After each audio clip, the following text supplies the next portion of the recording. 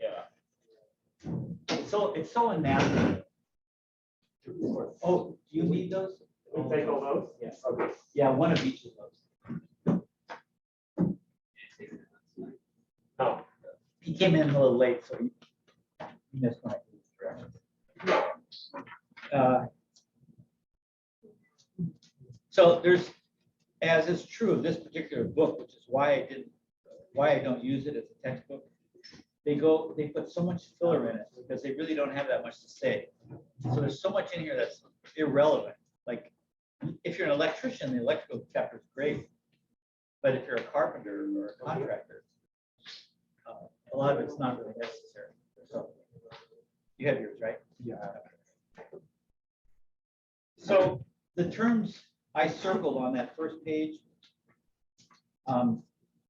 were terms that had to do with building. Like in a house, you might point to something, like there might be a conduit. Sometimes they put conduits outside the walls in a metal pipe, either if they add it later on or in a garage or utility area where they don't care about the aesthetics, they'll put the electrical on the surface of the wall in a metal tube. So that's useful. It's useful to know that's called a conduit. Circuits are also useful because after you get done framing, that's the electrician comes in the house and runs the circuits. So if you want to talk to him about a circuit, you have to know the term. So that's good. Two or more conductors or wires carrying electricity from the source to an electrical device and back. Now, you probably already know this, most of you, but the electrical cords don't run to a device and then come back. Another cord comes back to the circuit or the circuit board, the box, right? The cord just goes one way, and within that cord, electricity is going back and forth. So it's true that it goes back and forth, but it doesn't physically take another wire to come back. So you can have at the end of your circuit, it'll just be dead. It'll go to an outlet. It doesn't go anywhere else. I just heard something. I might have said this the other day about, we don't understand electricity in terms of physics and chemistry very well. We understand it enough to electrify houses and use it, which is great. But in terms of physics, it's like most things, they're still not sure what it is. And I just read something, I try to keep up with it so I can talk about it a little bit with you guys. But they said that it's not the electricity, the electrons that are giving the power. When electricity runs through a conduit of any kind, it creates a magnetic field automatically. That's part of physics. So every conduit, every piece of Romex has the electromagnetic field around it. And it's that electric magnetic field that gives the energy for things. I never knew that. I still don't know if it's true, but I read it and like discovered some reputable thing. And I went, wow, that's pretty far out. So, and with electrical, they're always comparing it to plumbing, because they have that, it's unique, but the plumbing's the closest thing, so they have intensity and size of the flow and all that stuff. But it's really unique. We really don't have terms for it. It's kind of something beyond what we normally think about. So I think they've done a good job of making it intelligible enough to use. So, but if you have trouble understanding it ever, it's not your fault. Most of the terms like watt, voltage, and amperage were created together so they would work out mathematically.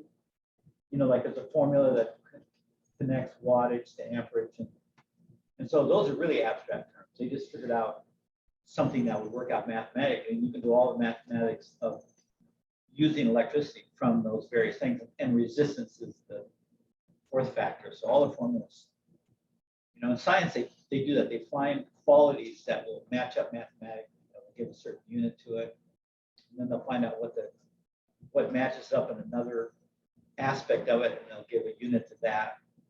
That's how it works. So these watt, ampere, and voltage are just the units they've come up with to define electricity. It's much more complicated than that, but those you can do solar with those things. make sure you have enough electricity in the house, all that stuff from those formulas. So it's pretty spectacular, actually, to think they figured all that out. Because originally it was just lightning, right? Striking you or luckily or hopefully the rock next to you, right? Then you go, wow, that's really energetic. What the hell is that? Right. Yeah. And then today we have controlled it, sort of. So circuit and then circuit breaker. So and that carpenters need to know because when they're working on the house, sometimes they'll flip a circuit, they'll use too much energy in a circuit and it'll pop the breaker. So they have to know that all the circuits go to a circuit breaker in the what do you call that? Just distribution channel. Okay, this has got, what do you guys call where the circuits are in it, where the electricity comes in a house? Anybody?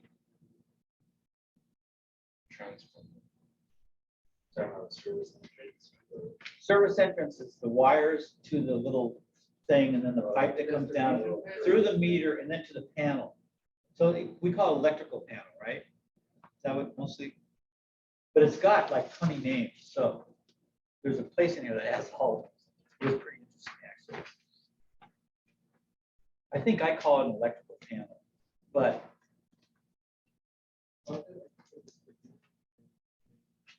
yeah, there's a couple others. There's a list of a few more besides that too. The distribution panel sometimes they use too. Oh, here it is. On page 1, the front of the third page, it says schedules. All the information associated with a circuit breaker box. So there's another name, right? Circuit breaker box. Also called lighting panel, power panel, breaker panel, or distribution panel.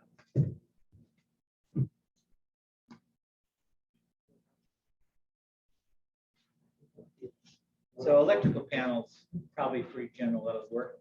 Although they have sub panels also. So you might have a main panel and some of it's distributed to sub panel. So, okay. Service entrance, that's just how it comes in from the utilities. When we all go solar, we want to have the same kind. Yeah, there'll be a service entrance, but it won't look like that. And then a ground. Every distribution panel has to be, where electricity comes in there, has to be grounded into the ground with a metal pipe, copper pipe.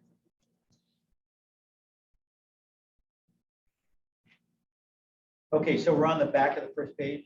I'm just going to go through this. That was some of the vocabulary that's useful.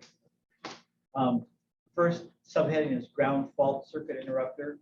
Everybody see that? GFCI. Those used to be GFI when I was your age.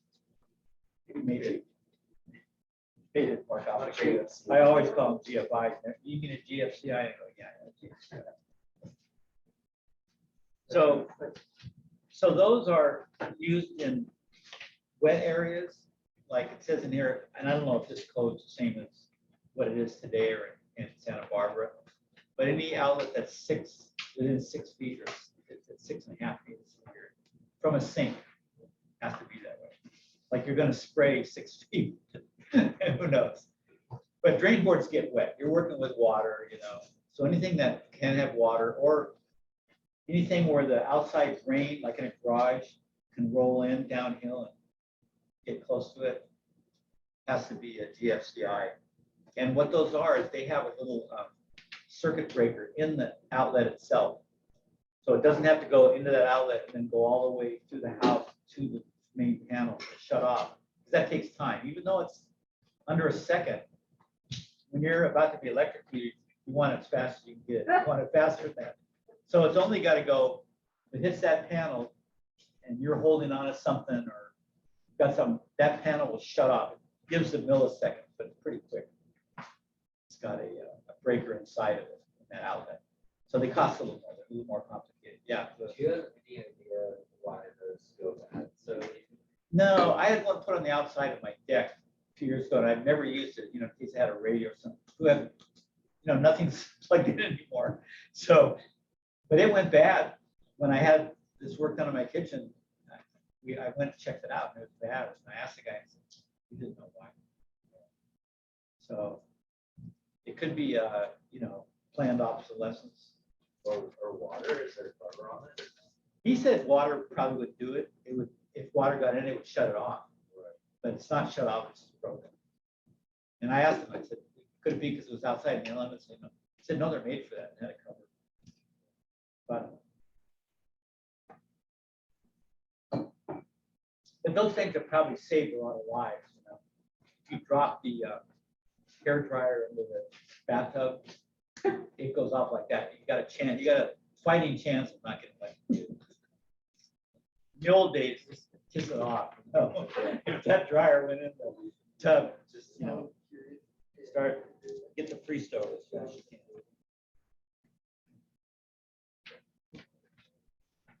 So that's something to know about. And even though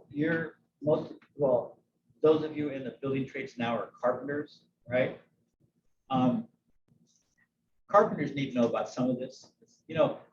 Carpenters and contractors, general contractors, need to know about a little bit about everything, even though it's not their trade. So in the long run, this stuff will be helpful. A lot of you probably already know this stuff. Anybody whose parents are handymen or small age handyman, usually teach their kids this stuff. A lot of this. Okay, electrical symbols. And we have a whole page of symbols. And if we have time, we may look at one of our plans and see if they're the same. They change over years. I think that you look at that list on, I didn't number these pages, sorry about that. On it says 243 at the top. It's that whole page of symbols. Ceiling outlet's the same, it's a circle. And when we look at our plans, we'll notice that it's a circle with 4 lines.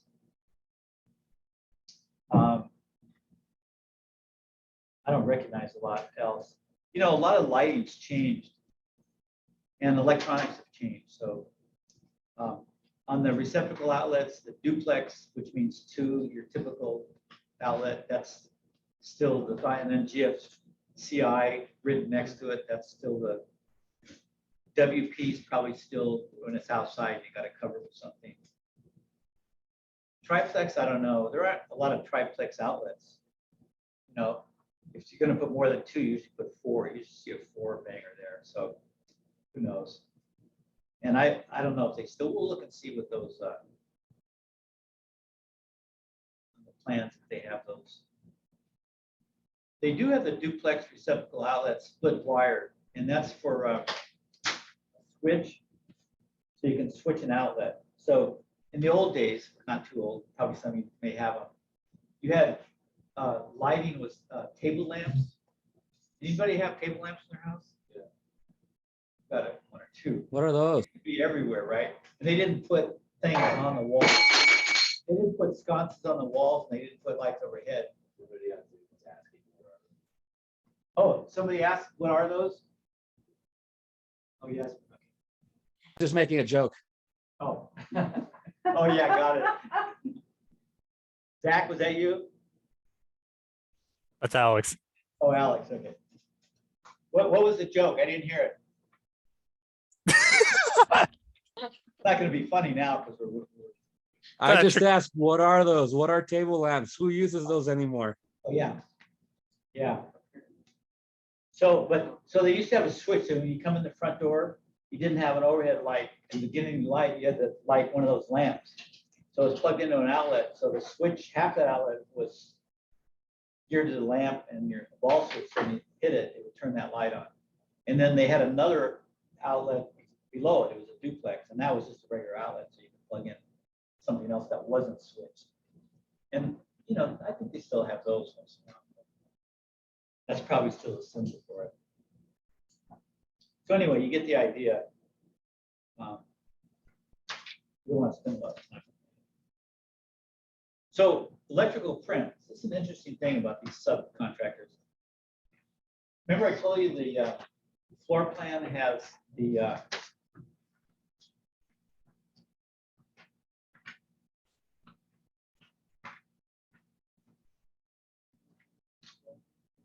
go to page 254. It's further down. It's almost closer to the end. There's a floor plan, figure 11.4. Figure 11.4. So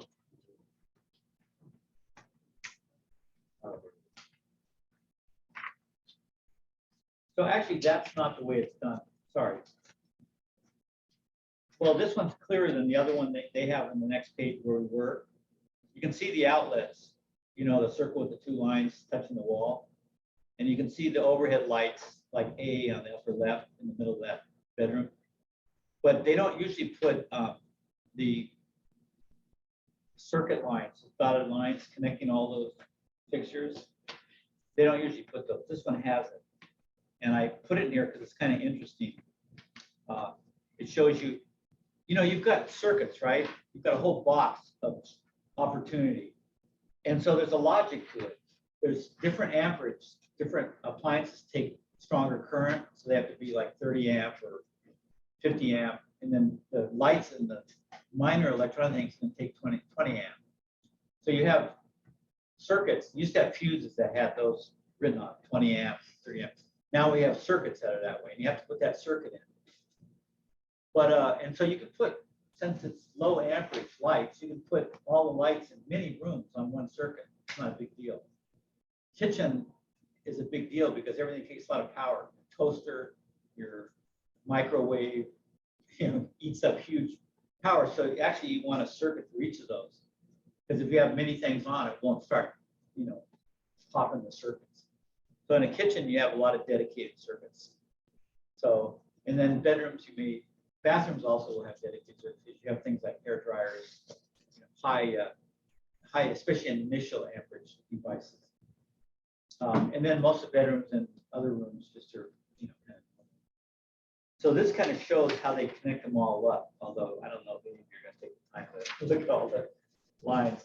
But if you go back to where we just were, the page after the symbol, they call it a residential electric plan, but it really looks more like a floor plan. In fact, I think it is a floor plan. They just called it that. 17, figure 17.2. It's not as easy to see as that other one, so I didn't. But is everybody there at that figure 17.2? It's earlier on. It's, you know, the page of symbols we were looking at a second ago. It's on the back side of that, on the electrical. Everybody there? We're going to look at floor plans that have this, but for right now, rather than get all those out, here's a pretty good picture. Yes. Do you have extra copies of this? I think I only have the online version of this handout. That's on too. Yeah, come up here. I got them all. So let's see where the entrance is.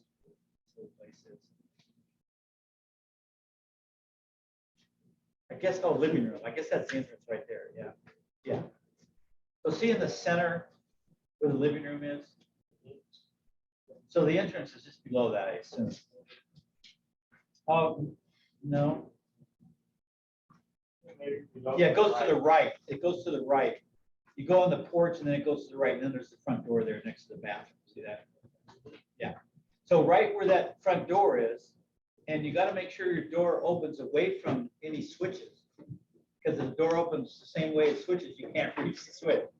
So that's the first thing. You got to make sure the door opens that way. And then that switch goes to, it's a two-way switch, because when you're coming from the rest of the house, like the kitchen, you don't want to walk all the way to the front door to turn on the light. So there's another way to turn it on. Actually, there's two other ways. One from the rest of the house, the hallway, and one from the kitchen. And you see they're connected by a dotted line, by a line. And then there's a switch to that outlet in the living room. That's probably for a table lamp. There's no overhead light, and that's often the case for living rooms. now we're putting chandeliers in living rooms, but usually the lights go over the kitchen table and in the kitchen. And living rooms traditionally haven't had a lot of overhead lights. I guess they're more now. But usually they'll have a table and a lamp or a bed, kind of that kind of furniture around. But anyway, they have lines that go from the switches to outlets or fixtures. So if you look at the garage has 2 overhead lights, and then it's got switches as you come in the garage door and as you come in from the house. There's a 2-way or 3-way switch, all operating those overhead lights. So a floor plan will have all the switches, all the outlets, all the fixtures that are attached to the house, like a ceiling light or a wall sconce.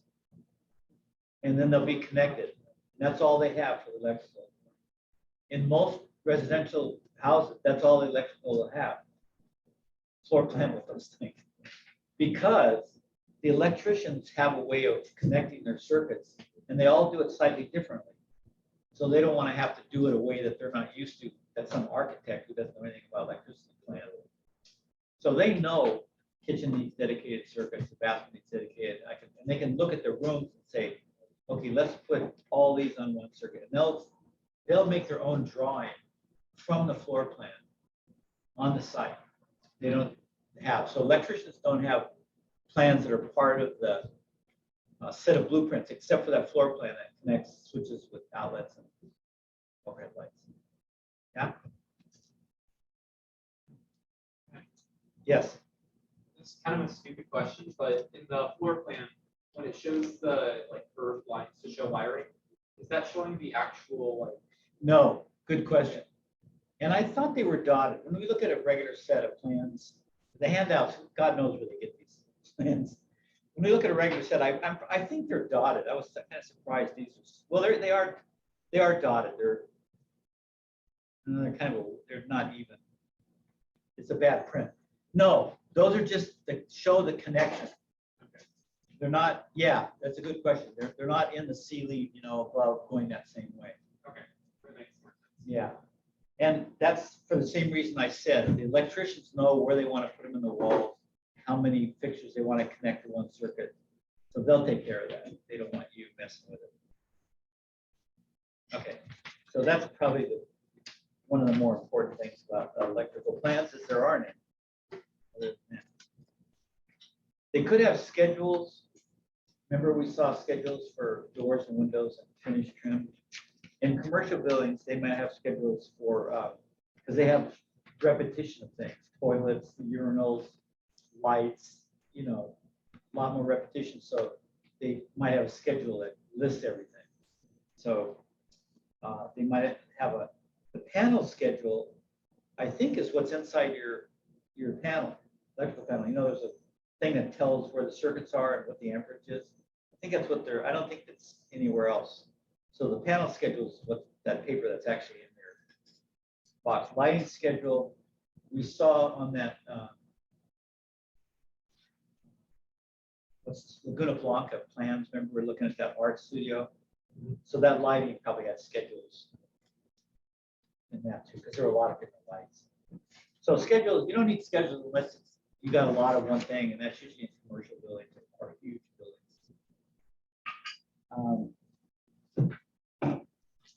And then on the next page, that says, 247 has got that schedule panel.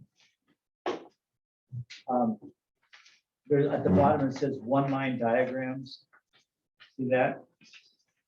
Okay. Yeah, one-line diagrams are schematic drawings. And flip your thing over. Just flip the whole thing over. Don't turn the page. And you'll see a one-line diagram of a commercial building. So one line means it's just the line of the electrical circuit. And it's just connects various things. Like this particular, it doesn't tell what kind of building it is. Usually they tell. But this has like 1, 2, 3, 4, 5 panels. And And so it shows how they're all connected and how they're all connected with the incoming electrical. So those are simple diagrams and they kind of reserve them for this kind of thing.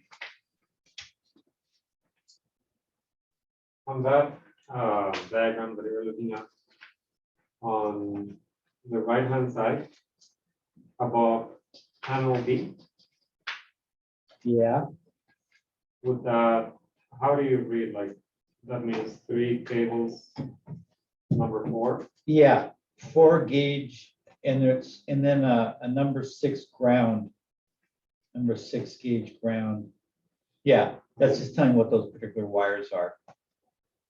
And the next is a conduit, like a 2-inch conduit, perhaps.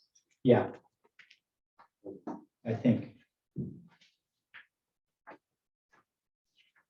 I mean, they would tell they would have a box of symbols. This is just one page, so we don't have the rest of it. But when we look at some plans, I'll show you, they'll have a box of symbols that will tell you C's conduit. I would say that's a good guess, but we'll double check when we look at some other things. Not enough info right here. I don't know why they would have no, that's got to be conduit. You know, one's got, I don't know why they differ in size, you know, but I'm not an electrician. Same amount of wires, but different in size, so who knows? Well, the second option has 4 wires. Well, the first one, the one that we were reading, has 3. Oh, that's why it's bigger, yeah. Yeah, okay, thanks. Yeah. So like I said, that we, for carpenters or general contractors, we don't have to know too much about that. I mean, that is kind of interesting, but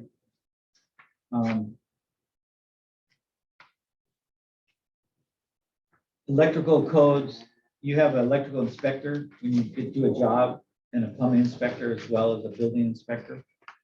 So they'll all come on the job too and look at, make sure everything's done to code. You have to leave things, you have to have your outlets and switches all looked at and the Romex going through your house before you cover the wall. Inspector comes and makes sure everything there because he won't know what you're doing. And you could be doing some really stupid stuff behind the sheetrock. So they come out. You know, when you get a building permit, they have a whole schedule of visits in the order, and then you fill in the dates and stuff. I've got I didn't show you with this plot plan. We got carried away with the other stuff, but I got the when I did my balcony. The balcony, it's not even in a yard, it's part of the house. I had to do a plot plan of the whole house. And this has got all the stuff they wanted on it. So we'll look at that in a second. It's pretty crazy, but that's what bureaucracies do. They collect information and then use it against you at some point.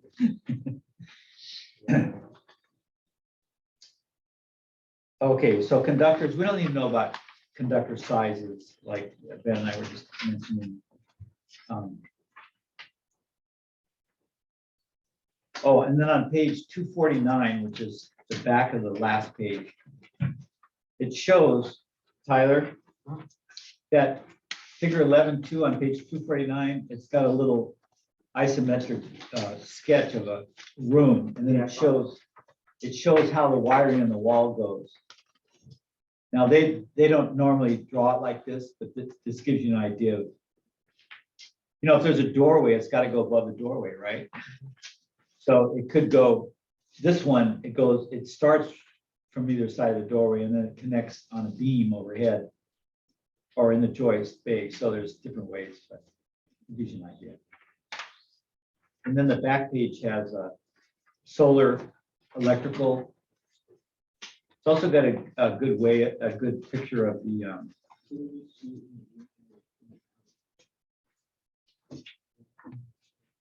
the service entrance. So So on the back of this handout, there's a connection to the utility grid. That's the wires to the nearest pole. Those are included in the service entrance. And then those wires, hook the wires.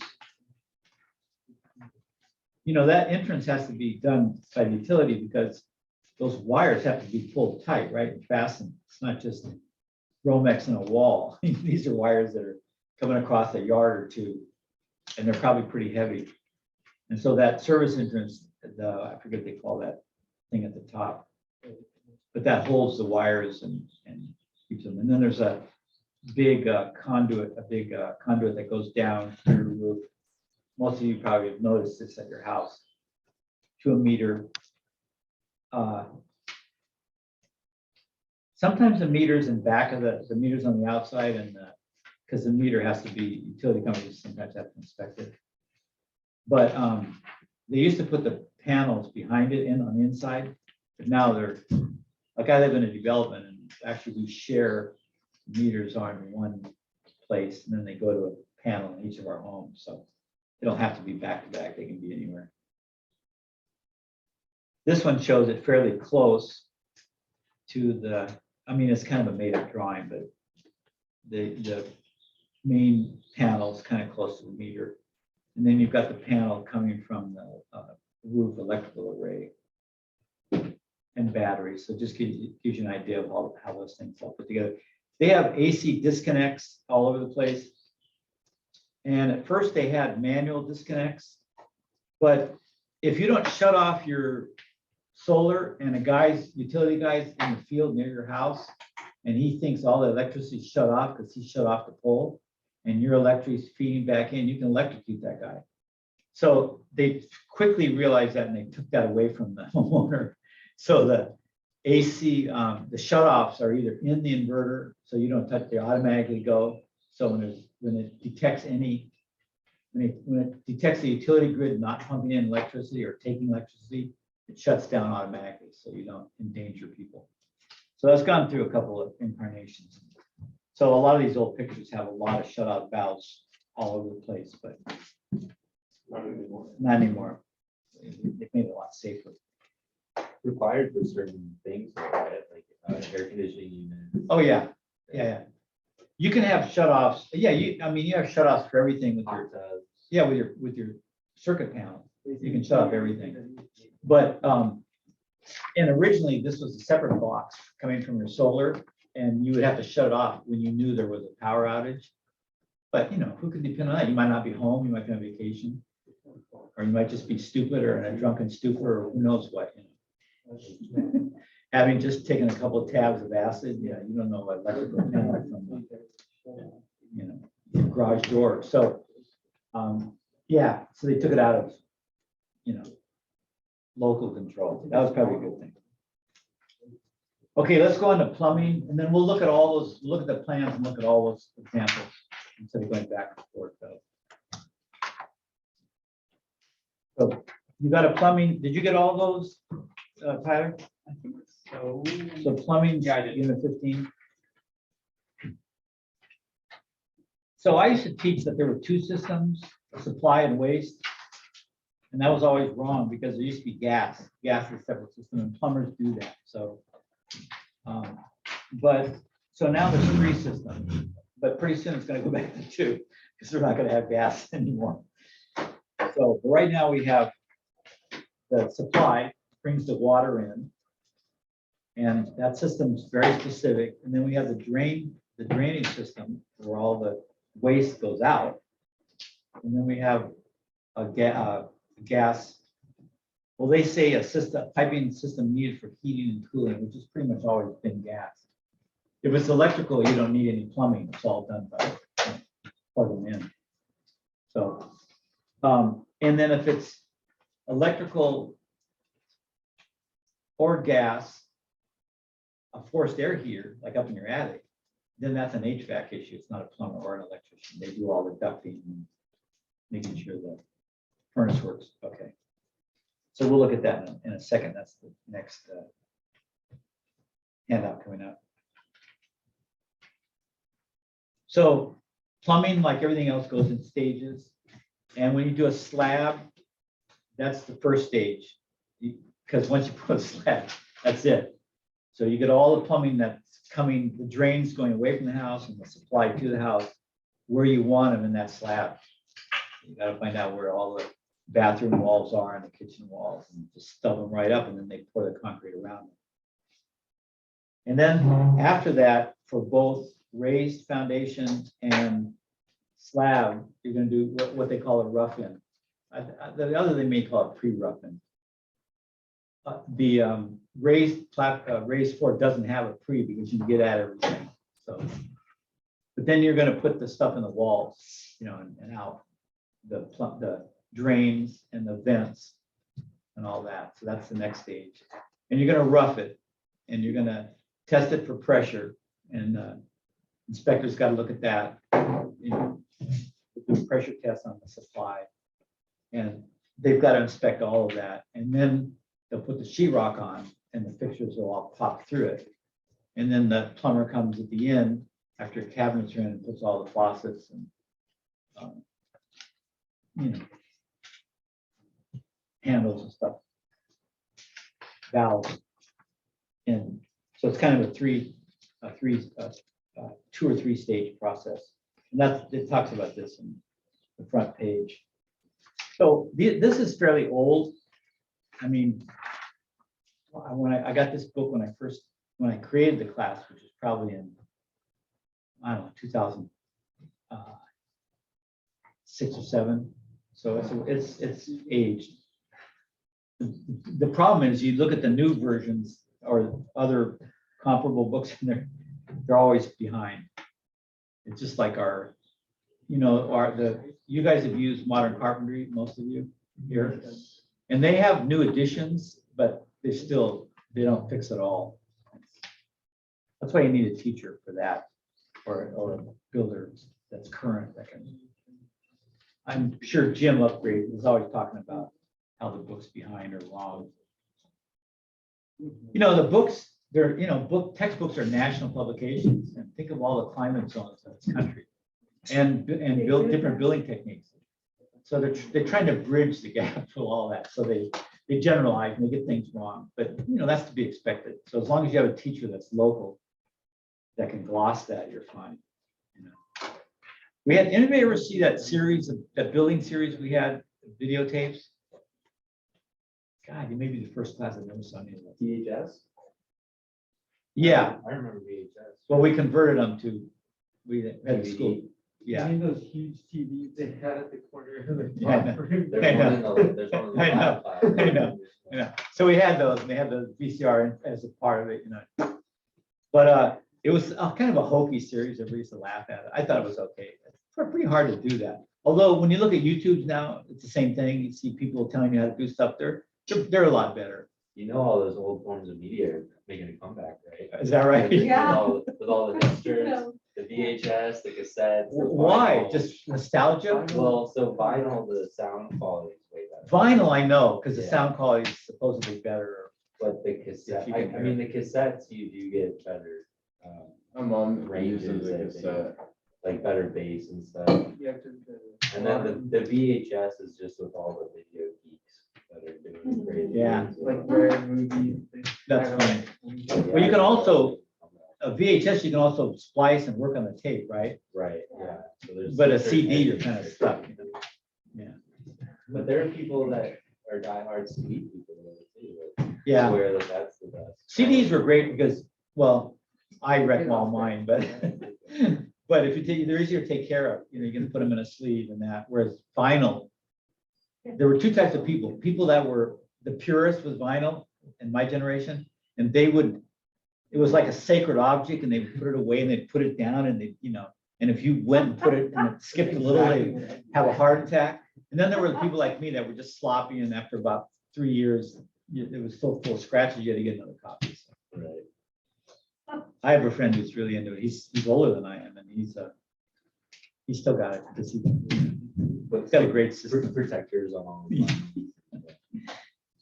I think they all. I'm so deaf now, I couldn't hear the difference, so I'm out of the game right now.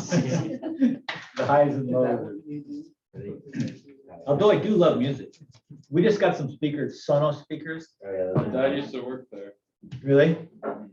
And they're okay, but you know, when I was your age, they had, always had two speakers with highs and lows and different speakers. It was like two stereo. Stereos. They don't do that anymore. They have, well, you can get that if you spend a lot of money, but the average systems are, if they're double, they're the same. They're just, you know, you just get it from two directions.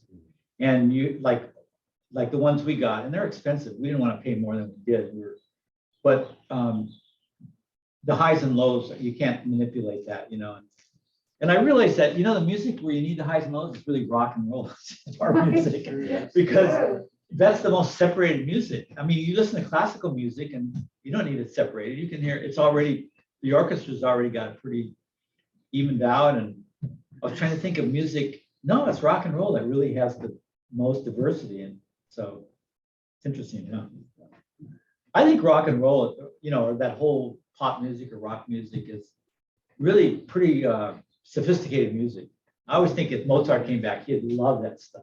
He'd be going nuts. Because I mean, it's really, the instruments are very sophisticated. Electric guitar is one of the most sophisticated. And look at the quality of sound it can make. Oh, yeah. I mean, it's one thing's a melody, but listen to the quality of the notes. I mean, it's all over the place. The sound of the Guitar, guitars. Yeah, and it adds to it. It really adds to the music. Yeah. So Saxophone. they can say what they want about rock and roll, but I mean, there's crappy rock and roll. But the best rock and roll is pretty sophisticated, I think. Anyway, how do we get on? Did you have a Like question? that whole thing about using like old school. I still mics don't and know Oh, what yeah. a vinyl it's, like is. coming back. What? You know what vinyl is? I am young and stupid. Yeah, They're like Yeah. huge Oh, CDs. yeah. Oh, Yeah. they're big ones, It's funny. right, Yeah, yeah. there's a small 45. Yeah. there's a Like my friend, you And know, that's he's what people are big referring collector, to like as vinyl. amps for his It's just a guitars. record.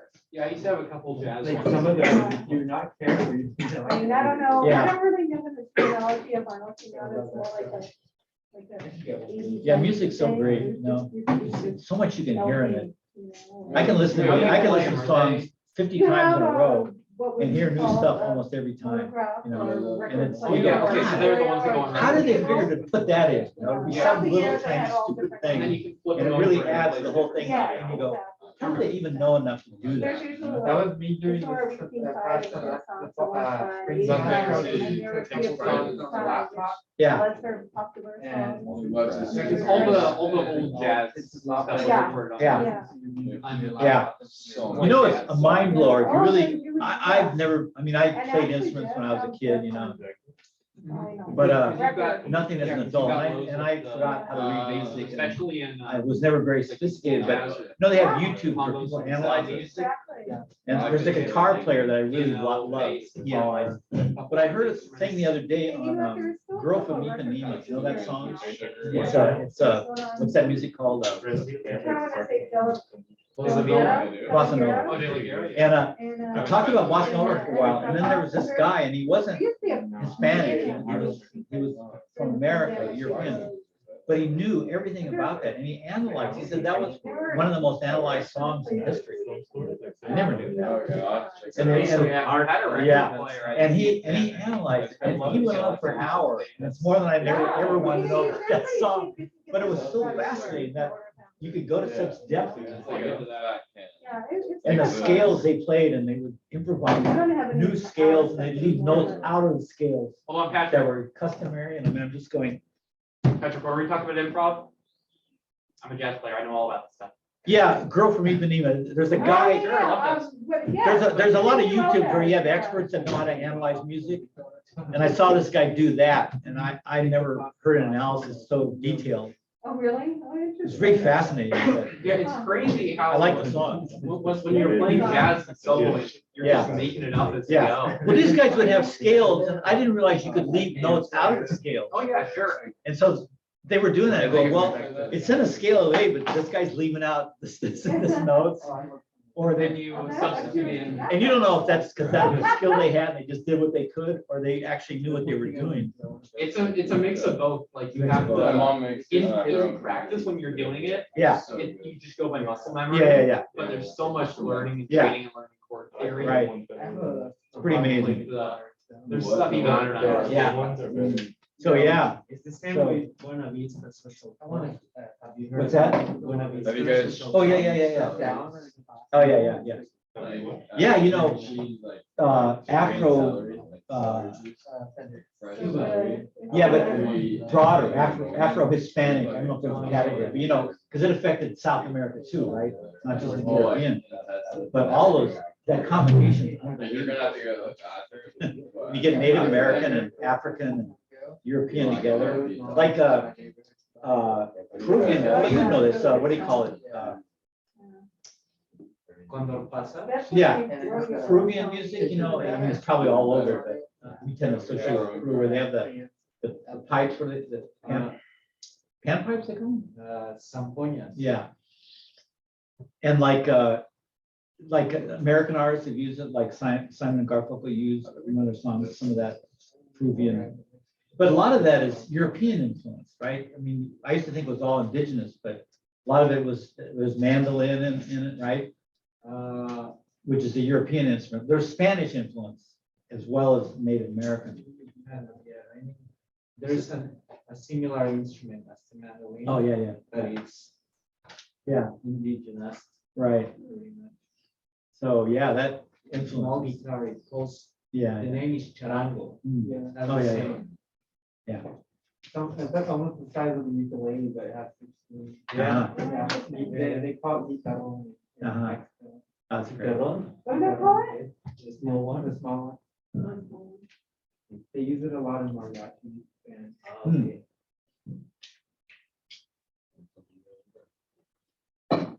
Somebody needs to do a history of New World music. I guess that would cover it. Mariachi would be part of it, because people don't understand it. They just associate it with weddings and not always very good bands, you know? They don't know, I've never read anybody analyze the music, like that oompa rhythm is probably from the German influence, right, in Mexico. People don't even know there's a German and French influence in Mexico. Yeah. We're so ignorant of Latin America, it's just sickening, but it'd be great, a good read, you know, to cover all those areas and the influences from Europe and Especially Africa. Brazil. Brazil has Yeah, oh yeah, Brazil's crazy with all that stuff. Go But that would bring people together too, if we were all united by music, you know, actually we are. Yeah. Music is a lot better uniter than most of the things we. That's We what do. we're talking about. It's interesting you say that, because back in the times pre-Civil War, Yeah, when you still had slavery, yeah, one of the things that united sort of whites and blacks and everything was going to clubs and listening to the jazz, uh-huh, jazz yeah, stuff that they had there. yeah, that's right. Dixieland. There is a movie, you know how movies are, trying to get to what's that guy's name? The guy played in Fight Club, not Brad Pitt, but the other guy, Edward Norton, thank you. He did a movie called Mother of Queens. Anybody ever see that? Maybe 5 years ago, 8 years ago. And he gets infatuated with this black woman who's a civil rights person. And he follows her and he ends up going to a lot of these bars that are mixed white and black. It takes place in the, I don't know, 30s or 40s. So, yeah. Like a jazz movie? It might be, yeah, jazz might be one of the undercurrents. Sounds like an interesting movie. It's pretty good, actually. It sounds like it would be jazz because it's New Orleans.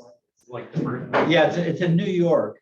Oh, New York. Yeah, it's in New York, but you know, there's jazz clubs there too, right? And And he would follow her to these jazz clubs and Oh, I do know what you're talking about. she was black. They end up together at the end. Uh-huh. And they like drove in like a blue car across America, right? Yeah, yeah. Yeah. I don't know what the name Is is. it That's a called really good Motherless movie. But you'd miss that, you know, it wasn't advertised. I don't remember. Is it called Motherless Brooklyn? Yeah.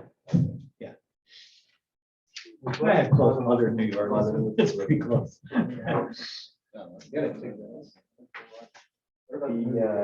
He started in it, wrote it, produced it, and directed it. Yeah. Um, The black woman that played the lead was really good. Based on. How do you come up with that? Like all the sentences to say, like, It's based on a novel. Yeah, most good movies are based on novels, which is good because there's good literature there. So a good screenwriter can take it. Okay, let's get back to plumbing, yeah? I know it's not as interesting as music, but. That was a good tangent. So if you go to 221, where it says, is that where we are? Yeah, close enough. It says distribution piping materials. And it's got copper as the first one, and then it's got galvanized steel, and then plastic pipe, top of the next column.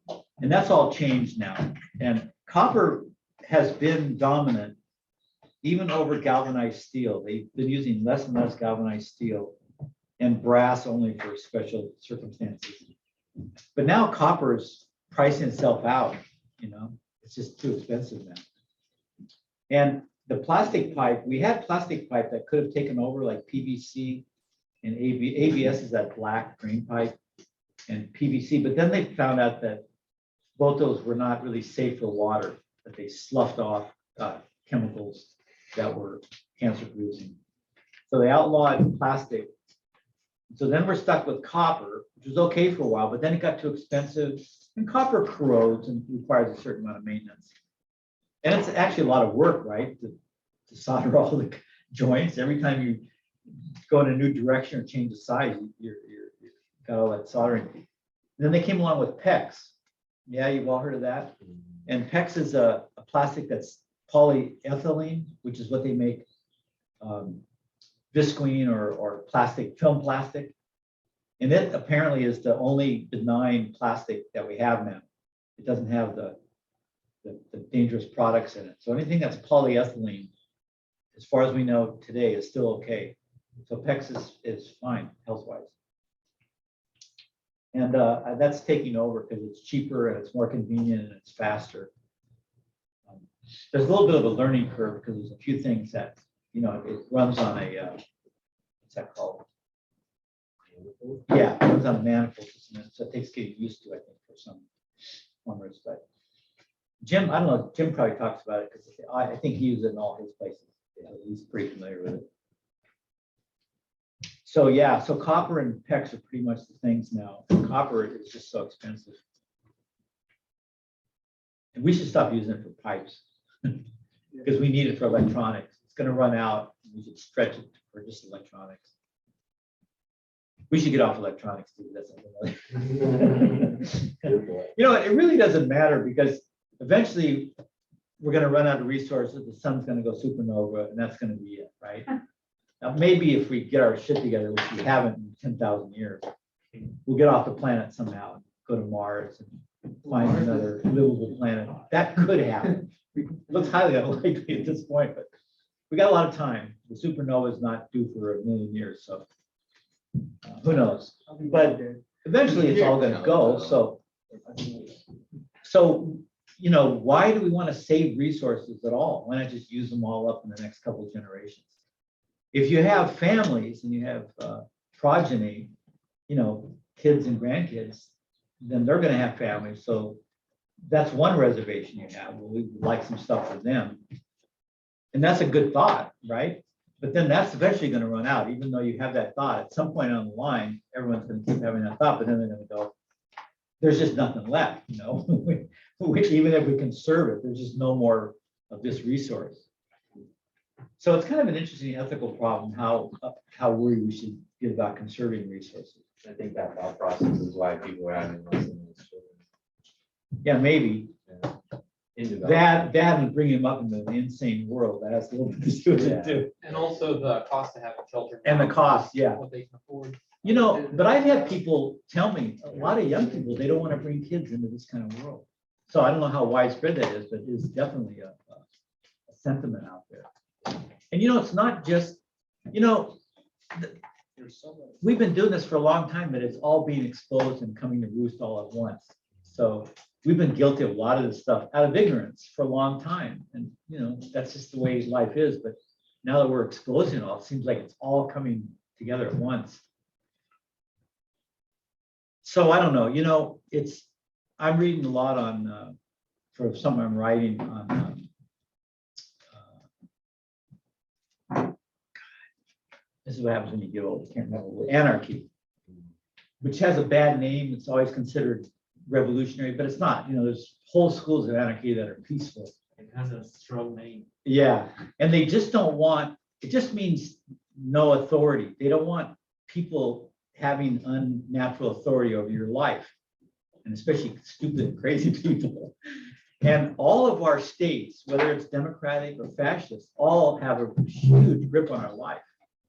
And they think that humans are capable of forming their own associations and rules in small communities, because we've done it for tens of thousands of years.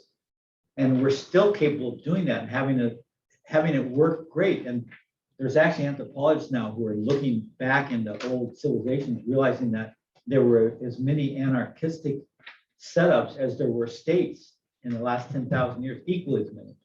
And in fact, humans have constantly experimented with all kinds of variations of both those.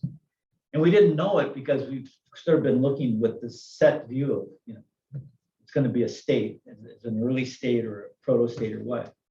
But they're finding out now that that's not the way it was. So there's more interest in anarchy. Well, maybe we could go back to something that's not so bureaucratic or constraining.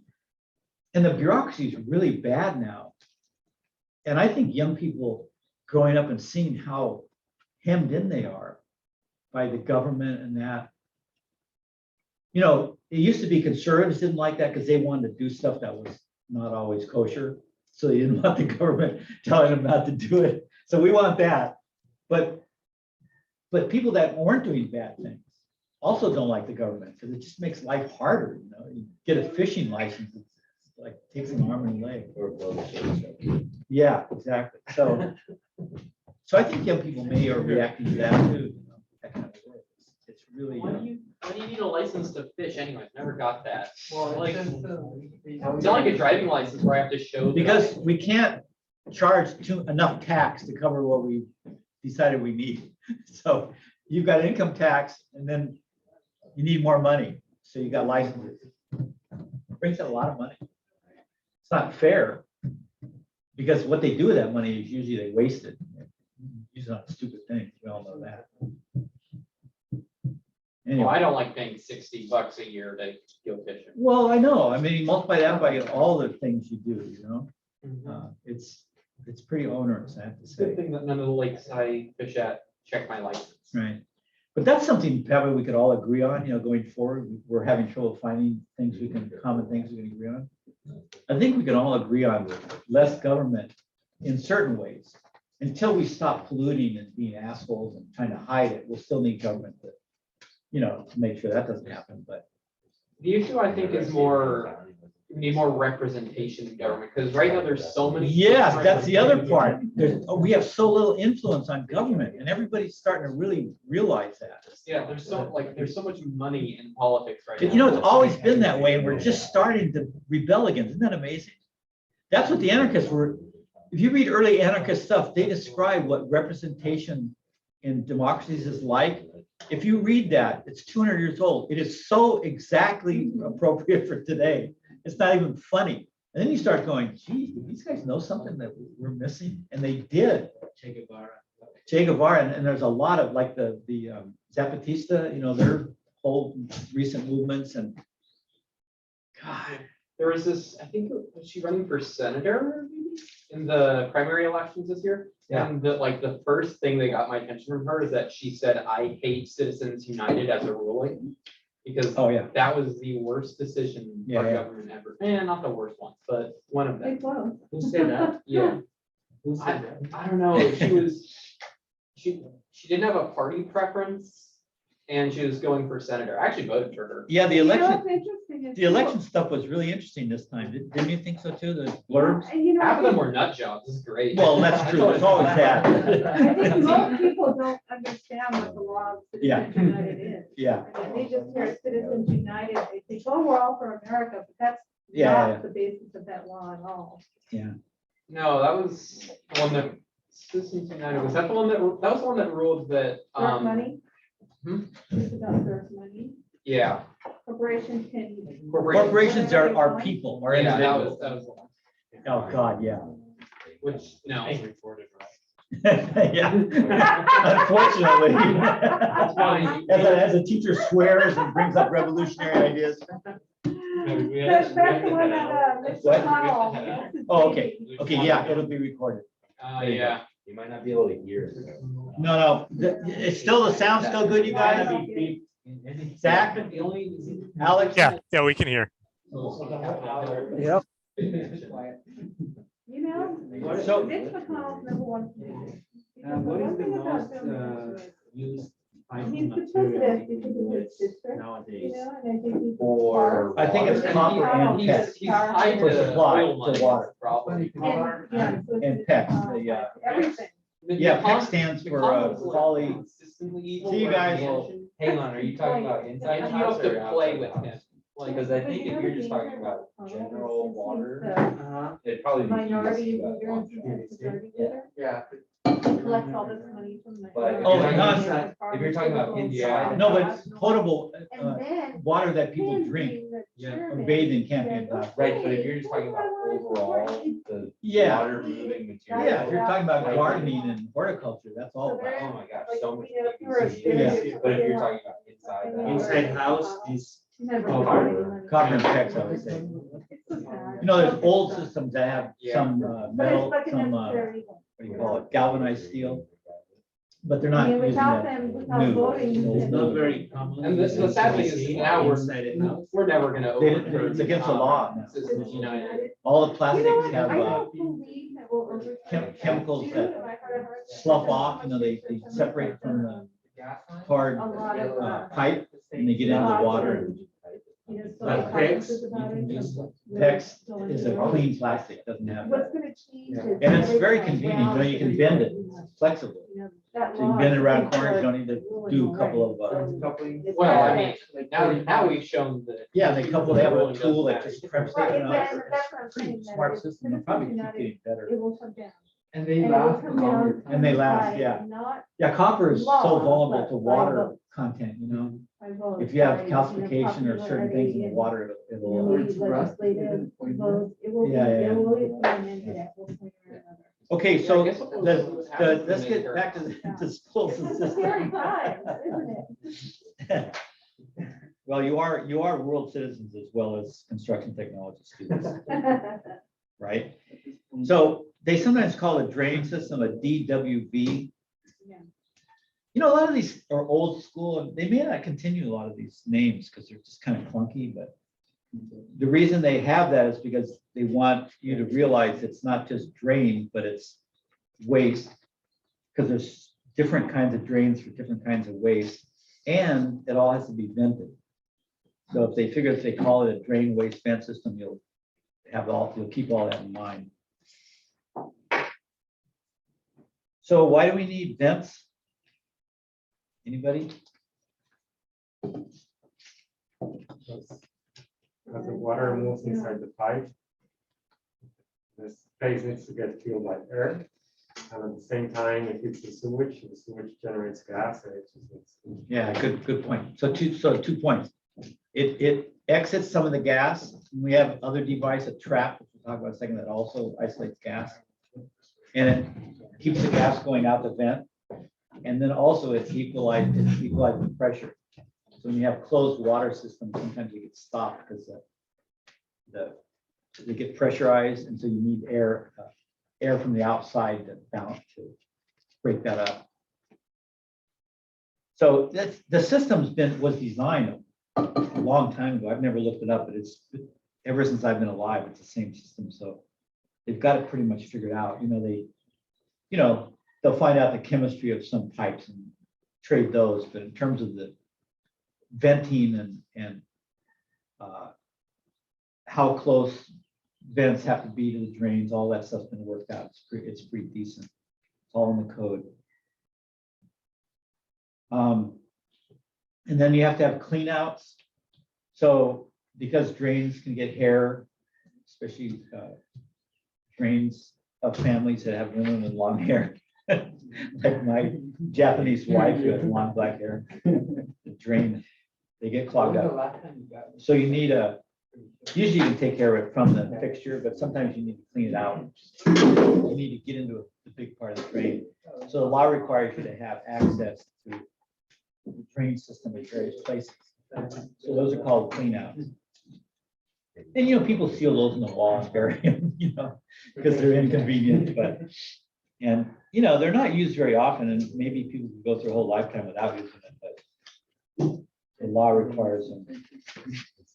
What And, are they shown on plan? Yes. Oh, okay. Yeah, we'll show you those. And they're called CO cleanouts. So you know that, what do you suppose the biggest size drain pipe is required for? What was the question?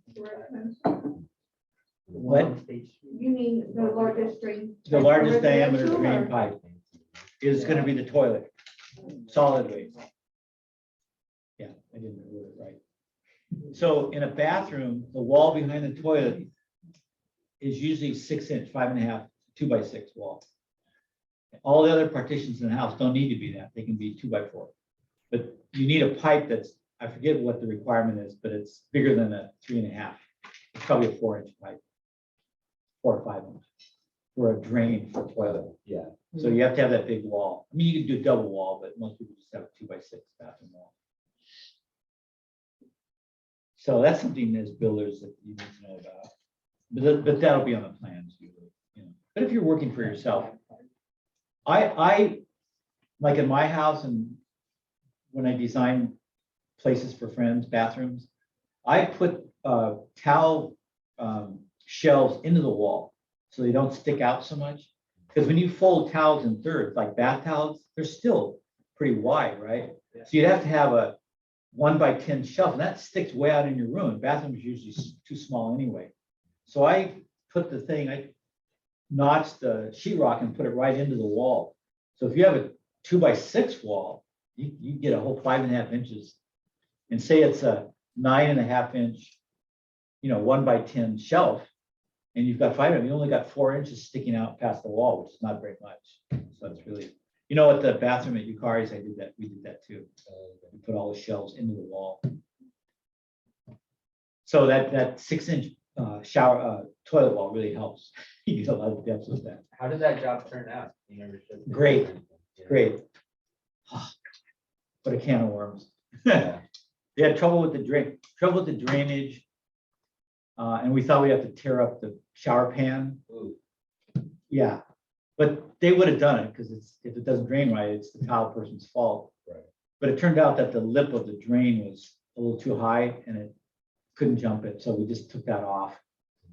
Put a flatter thing. It turned out okay. Yeah, no, it works out great. She loves it. She takes 2 baths, Japanese from Japan, and she wanted a Japanese style soaking tub. We have American equivalents that are just good, but she wanted something to remind her of home. So all the things came from Japan.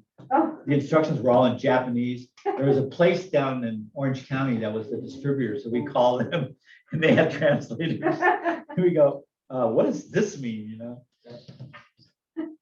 Gosh, I wonder what the shipping cost of that. I was gonna ask that. Well, it was kind of before.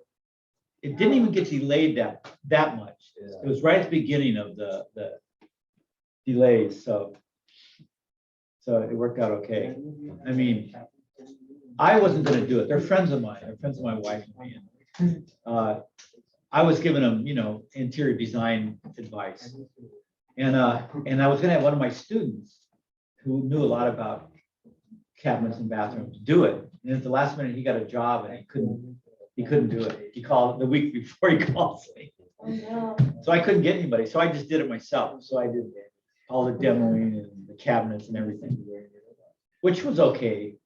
I just wasn't planning to spend that time. I hurt my back. I did too much. When you're in construction all your life, you don't realize that you get old to a point where you shouldn't be doing that stuff anymore. And I lift up appliances and, the next night. It turned out good. And then same thing happened with my own kitchen. I wanted someone to do, same guy actually. So I had to do that too. Right. It turned out okay. Oh, they do have. I hadn't done a set of cabinets, installed them in like 20 years, 30 years, but it all came back to me instantly. which is great. What the great thing about learning that stuff, it stays with you. So I actually had fun doing it, even though the appliances are hard because they're heavy. Yeah. And I had one ex-student also who's got a company, and he came over and helped me lift them up. The operations. But he couldn't solve any problems. Like if there was a problem, I had to solve. You know, the walls weren't straight. We had the upper cabinets, and we had the above the range hood. We had a cabinet. We decided before we had a freestanding, you know, stainless steel, one of those modern ones. And so we had a different look in our kitchen. We wanted a cabinet, you know, a box to house the fan. So it went against the back wall, but the back wall was bent. It wasn't straight at all. It wasn't a plane. So the guy didn't know what to do. And, you know, if you pull it out so the middle touches, then you can see from underneath, you can see that space. So he said, no, that's not gonna do it. So I just took a plane and I gouged out the whole back of the cabinet in the middle. Just took like a half an inch off the cabinet. Just made a mess. He said, what are you doing? I said, I'm solving this problem. And then we just threw it up and it's perfect. But he was too timid to do that, you know, wrecking the cabinet. But that's what a lot of years of experience gets you to, you know how to do that. So I solved all the problems, but it was fine because I like doing that. So it turned out great. But Lewis worked on that, the bathroom. That's what I was talking to him about it for a little bit. Do you have pictures? Can we see it? Yeah, I'll bring some pictures. You know, the worst thing about remodeling is finding out what's in the walls before you. Oh God! In this house where the bathroom was, there was, I think it was all to code, but it was just bizarre. You know, they had too much wood in the walls. There's no room to, and then they had too many pipes in one place. And Did you take all the sheetrock off? I can't remember. yeah, Yeah. I was going to leave some of the ceiling, but I ended up taking it all off. I think there's a new software or tool that allows you to kind of like scan the walls and you can see if there's a Yeah. wire or something. Yeah, to an extent, but you still need to know, you know, like it'll just show you wood. You need to know where there's cross things and where they're nailed and where they stop, you know, that kind of detail you wouldn't be able to get. They're good for something. I mean, you figure out, you work around it, but and it was on a slab, which is also a pain in the ass. So we had to demo part of the slab and then put new pipes, and we couldn't get enough of a slope, you know, with the move. So it was one nightmare. And I had a plumber. I use him a lot. And he's a great plumber. He's training his son to take over his business. But he's one of these guys that says can't be done. It's first thing out of his mouth. You can't do it. And when you're a carpenter or a contractor, that's the last thing you don't accept that at all. Oh, we'll find a way. If that's a material object, we'll find a way around it, you know. So I was always telling him, oh, can't we do this? And go, well, maybe, but I don't know, you know. God bless him. He's a great guy. And he ends up doing good work, but he's always negative at the beginning. I go, no, this will work. Okay. So there's those three systems. And waste pipe doesn't matter because you're not ingesting it. So it can be made out of anything. Although you would think you wouldn't want that stuff to go into the ocean eventually, right? We're not that far along. Someday we'll go, oh no, we shouldn't even be using that for drain pipes, but it's not here yet. So go to page 223. It's you know, the next page down. You all see that? Is everybody okay for going through, not breaking, or do you want to break? How much longer are we gonna go? I don't know. But it would be 15 minutes longer if we didn't take a break, if we took a break.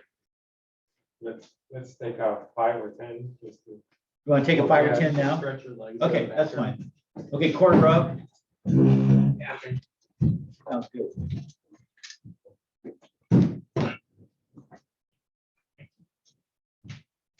We had that interim discussion that kind of slowed us down. Oh, well. always interesting. Yeah.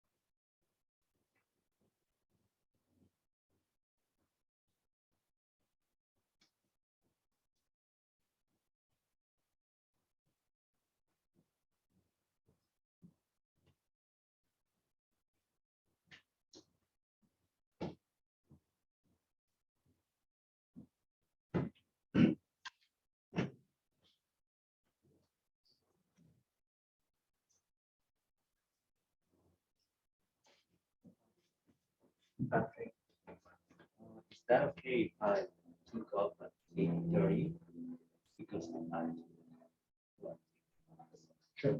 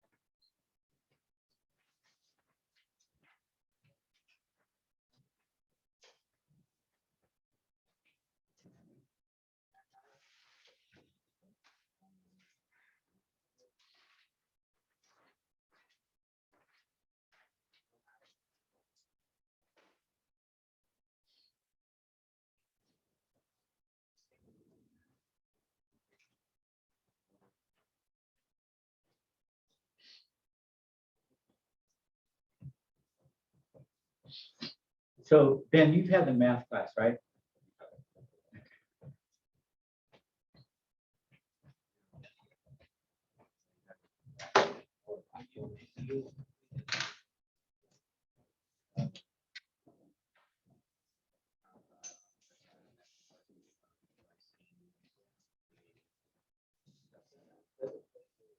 I was at work yesterday. Yeah, I think I'm doing some final details on a renovation that we just finished. And it actually has a new owner, so it got sold and everything, so we're just doing it. And a guy from so-called gas comes in, and I just see him like walking around. Until he made contact with me and so forth, he explained to me that the reason why he was there was because on their end, I don't know where, on their end, they were recording an unusual pilot gas consumption. An unusual, so what does that mean? And he says, well, we have a system, an intelligent system that consistently is updating how much gas. I don't know if every property, this is Hope Ranch, right? I don't know if a property on a low income area. Right. Is the same thing. So the system alerts us if there is something unusual on the pattern of gas usage at every single property.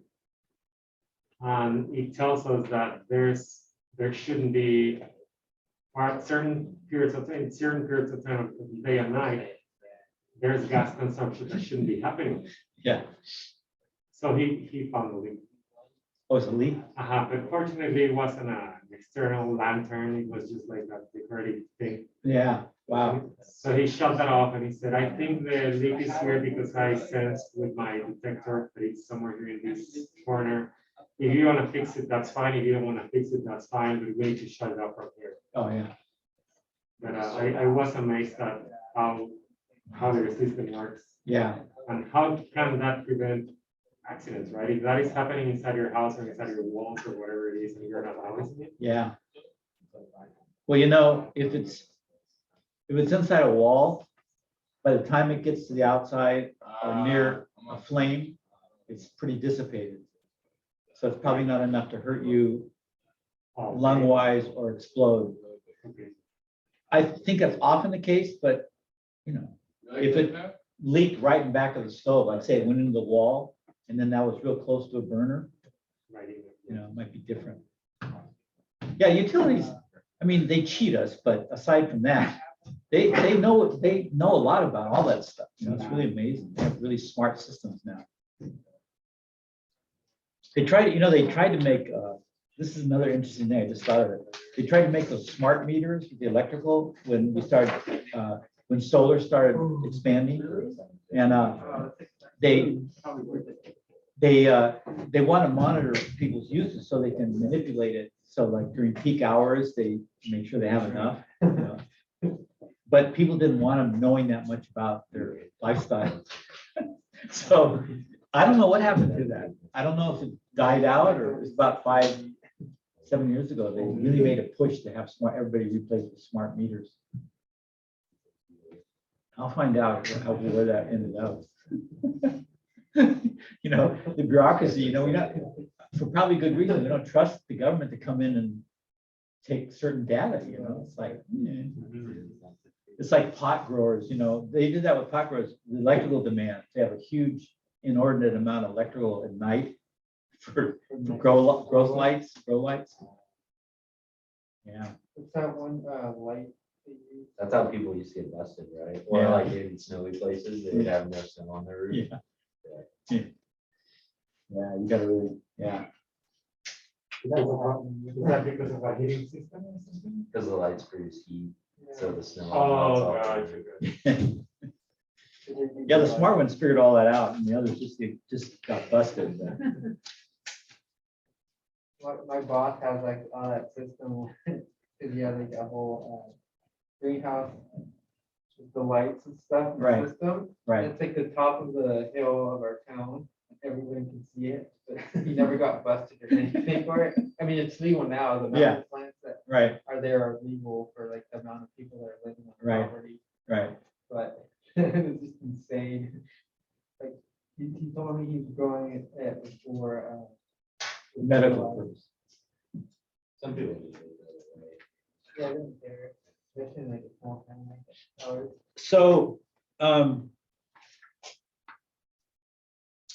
go to page 223 in your plumbing. It says it's figure 15.5, takes up the whole page.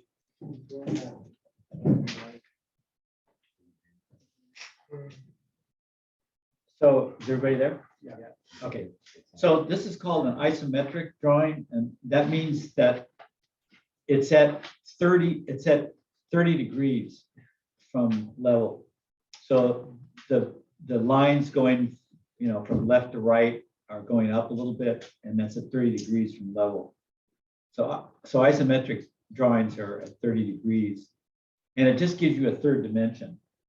They make it all of them at that, so they're similar, but it gives you a three-dimensional view of the toilet. And this is a commercial thing with a lot of laboratories and sinks and stuff, so to keep them all straight. This is kind of an interesting drawing for that. And then go to a couple pages more, so you get this picture of bunch of pipes together. Figure 29.1. Everybody got that? So that just gives you an idea of what the drain pipes and the traps and the vents look like. So every fixture, like a sink and a toilet, has a trap, and it's a curve, right? And so when you flush a toilet or a sink, the water goes down, and the water can't go past a certain amount of water stays in that trap because it can't go further. And that keeps gas coming the other way from coming into the sink, because that water stops it. The trap stops gas that's in that system from the drain from coming out into either your toilet or your sink or shower. So it's an ingenious invention, but all those little U-turns you see on there, those are all traps. And then the drain's obviously below those, and it gets to a bigger piece, and that looks like a clean out vent at the end of that bottom there. We'll get other pictures of that. And then above the traps are the vent pipes. So the vent pipes are connected to the drain in the same pipe, because you want the air in the drain, the foul air to go up and out, and also to balance the system. So you can see they're all stacked together. So the drain becomes the vent. Although not every drain has a vent, there's a code that tells you what you need, you know, how often you need the vents and how many fixtures can go for one vent. It's all in the plumbing code. But that gives you a visual of what we've been talking about. And then the back of that page, go to that. And there's 3 drawings on there. And this is just good to, you know, to know the different kinds of drawings on plans. So the top one's a plan view, right? And it says plan view, so you don't think I'm the only one who says the view from the top is plan view. Obviously, that has a certain amount of information. Maybe all you need for most plumbers just have a floor plan, so they're dealing with something like that. But it's 2-dimensional. Then if you want to do a line drawing to see it from horizontally, like an elevation or a section, that's also 2-dimensional because it doesn't have any depth, but it gives you, you know, it'll tell you what fixtures are connected on one pipe system. That's pretty easy to see on that one, on B, picture B. And then picture C is an isometric sketch. Again, it's 30 degree, and that's so you can get a 3rd dimension. So if you want to do it 3-dimensional, so you kind of orient yourself, then you need an isometric drawing, and it would look like that. And then let's skip through some of the stuff. I'll go to page 878. It's like this.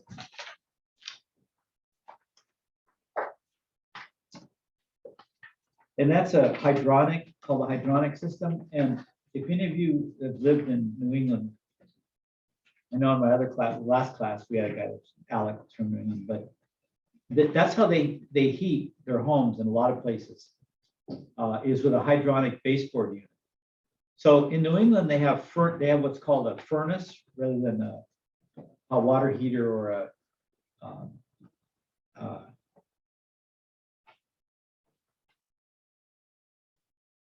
boiler.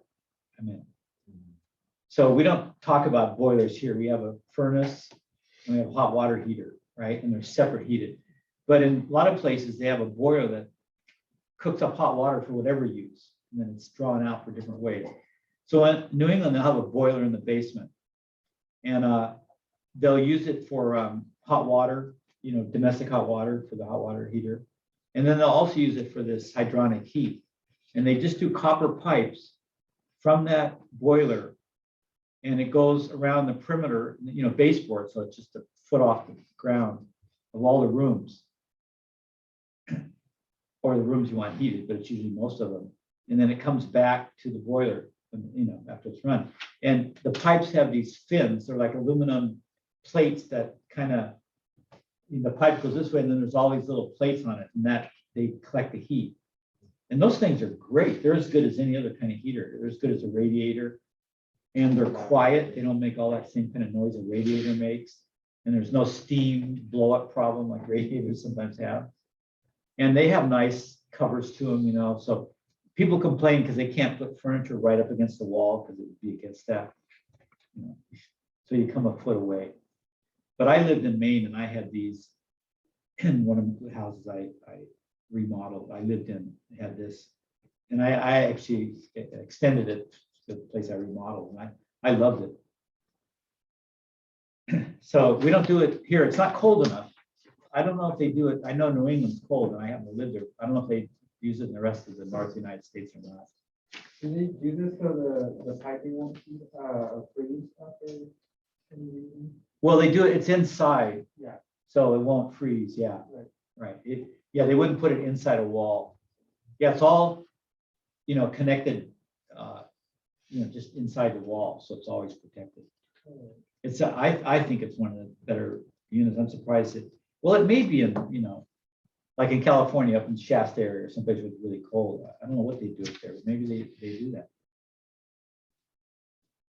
Then on the next page, there's just some sections of supply and drainage, just to give you an idea of all the things that take drainage and all the things that take water and how they're connected. So you can look at that.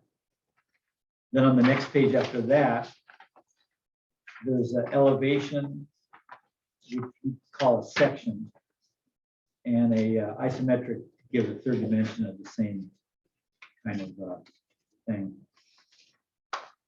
Now, these sections show all the fixtures in that part of the house. So if we were doing a section like on the plans, like we studied, usually they're in the middle somewhere. But to do this, you'd have to have the section close to one of the walls, looking at the whole rest of the house. So that's what these sections actually are. So they can show all the however many rooms, they can show all the appliances and things. And then sinks on this last page. If you've ever put a sink in, there's a lot of stuff. The contractor has to talk to the client about what kind of sink they want. Sometimes the architect will plan it, but sinks have different number of holes in the top, depending on the faucets. Faucets vary in the number of holes. They go through fads. One decade, it'll be a 3-hole, be real common. Another decade, it'll be 2. And then there's holes for other things, you know, like you need a hole for a air vent, and you need a hole if you're going to do a soap, you know, soap thing. So there's, and all that's got to be figured out by the plumber. Usually the plumber will talk to the contractor and say, you know, a lot of times they need the wall behind that open so they can get all that pipe in. And so if they go in there and the framers have done a job that they can't use, they'll come and say, can you guys get rid of some of that wood? Or, you know, in the old days, they would just go in and butcher it. And if you're lucky, you would catch it and say, oh, you can't do all of that. Let's figure this out. You know, the house will fall down if you do all of it. Okay, so that's good on plumbing. You know, you just really need an overview because subs do that. But like I said, later on in your career, to stay in building, you need to know all the stuff with the contractor. And you're dealing with subs.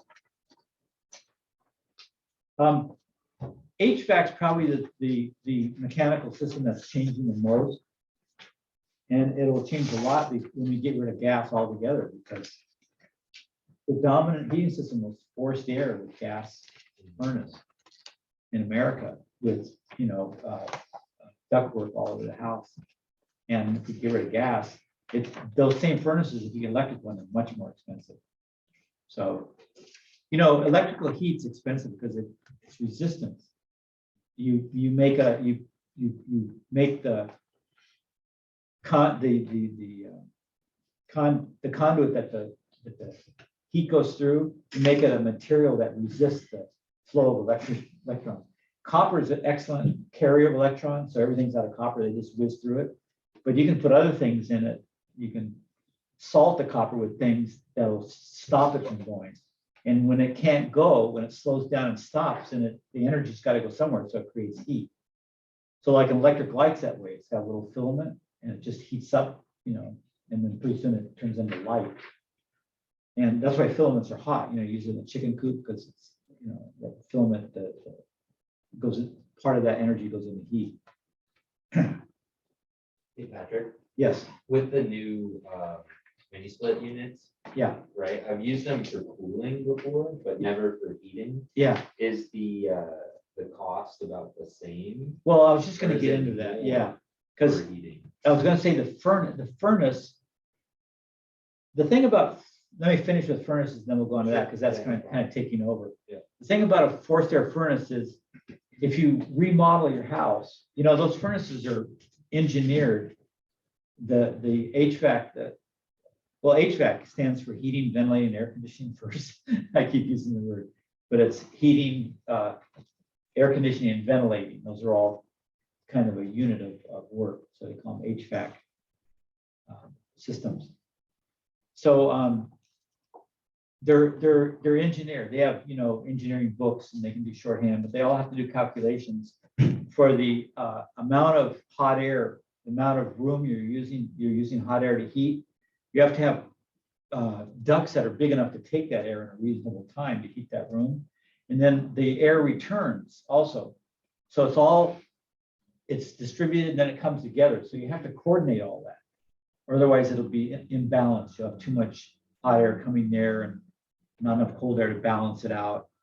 So that's a whole science that they do. But if you remodel and add stuff, you're kind of throwing that off. So you've got to sort of re-engineer a lot of times. So it's kind of a cumbersome system, and it hasn't always been done well. HVAC people, they're trying to get in there and get out and make money. And so they say, oh, this house is just pretty much like the house I did last week. And it'll be similar, but it might be just enough bigger that the unit they put in is not quite big enough. Or it's just a little bit smaller than what they thought, and it'll be too big a unit, and too small, too big a unit, and it'll keep going on and off. So if they stick to the calculations and the ASHRAE, this engineering company that puts out these things, they can do a good job. But if they just do it off the top of their head, like a lot of them do, because they've done it all their life, they think they can do it. Often they would put undersized or oversized system, and then you get inefficient, you pay more money, it doesn't work, it goes on and off, there's all kinds of problems with it. So those are the downsides of it. And also, you could get stuff in those ducts, rodent nests, who knows what. If they got in there, they'd be blowing into your house with the forced air. So a number of problems. They came out with these heat pumps that Lewis was talking about. I keep thinking that other classes go so quick. It was the class before, but that's what we study in CT 124 and 122. But they're systems that they're like, it's a new technology like an air conditioner or refrigerator. They draw energy from, like an air conditioner draws cool energy from the coolness in the air. And then it multiplies it through pressure systems. And the same thing with heating. They'll draw, they can draw heat from a 40-degree day, which isn't very hot, but there's still heat there, or it would be zero, absolute zero. And they can take that heat, extract it, and then put it pressurized so it expands it and come up with a heating system. I mean, that whole, I don't know what they call that. What we call it heat pump now. That's becoming the name for all of it now. But I call it a mini split. yeah, but I mean that system where you extract from heat or cold from ambient air. It's ingenious. The refrigerator figured it out first, and then air conditioning. But somebody figured, well, shit, we could do it to any appliance, So I know for cooling, it's if you have it going all the time, the forced air units maybe like $300 a month in electricity cost, whereas the mini splits maybe $100. Yeah. And I'm just curious if the heater, if it's more expensive to do that than like a gas. No, I forced don't think air. so. Well, Gas forced air is, yeah, the gas, $60 yeah. a month or something. I know it, but gas is, for now, the gas is on its way out. So Right. so there's now, and then there's 10 years from now when no one has gas. And if you just heat resistance, let me finish that. So to get heat from resisting electricity is costly because you're taking all that electricity and you're basically stopping it and turning it into heat. So that's expensive. So a hot water heater, electric hot water is very expensive that way because that's what they used to do. A toaster works that way and a hairdryer works that way, but you only use them for a few minutes a day. So it's negligible. It's very inefficient, but it doesn't add up. But that's why everyone said, oh, get a gas water heater, electric water heaters are nuts. They're so expensive because they use that. But now they're doing heat pump water heaters also, which extract heat from the air. They're a lot cheaper, more efficient. And so the heat works the same way. I don't know the exact figures, but it'll be a lot cheaper than the gas. And like I say, it'll be electric heat now in the future. And it's definitely going to be a lot less than that. But the thing is, they're not, you can integrate them into ductwork, existing ductwork, and go to every room. So people are doing that. But more people, they have so many houses now are open plan, so all the rooms kind of run into each other. So they just put one on one end and maybe one on the other if there's a lot of space, and it pretty much heats everything or cools everything. So they're very convenient that way. But if you have closed rooms, you may need a series of them. You can get small ones, and they're still probably more reasonable if you get one, like one in the master bedroom and one in the living room, that kind of thing. So, but it's taking over. I mean, they keep perfecting them every year. they're cheaper and more, it used to be, they were splits because you, like an air conditioner, you had a condenser outside. Now the small ones, they've got the whole units there. You don't need a split, you just need Oh, one. really? I haven't seen those. Yeah. So we got one for the one we got there. We had a choice. When I was researching it, we could put a condenser on the back. We had to put it on the outside. So I was going to build a platform on the back and put it on there. And I was researching and I found out for that, especially a small tiny home, you could just use one of those smaller ones that didn't require that. So that's what we got. We haven't put, maybe Jim's put it out. So that technology is taking over heating and cooling and hot water heating. And it's going to be it's electrical, it's powered initially electrically, but it doesn't use a lot of electrical power, not like resistant heating. So when we go all electric like we're going, then that'll be the utility of choice. And they'll keep improving. I mean, it's already improved a ton. Prices are coming down. It's more efficient. They work out any of the problems. They've extended it to all kinds of different existing situations, rooms and stuff. Because I watch these, there's a company that gives these, and I can give it to people, like, I think it's open to students. It's a free energy nonprofit, and they give these videotapes.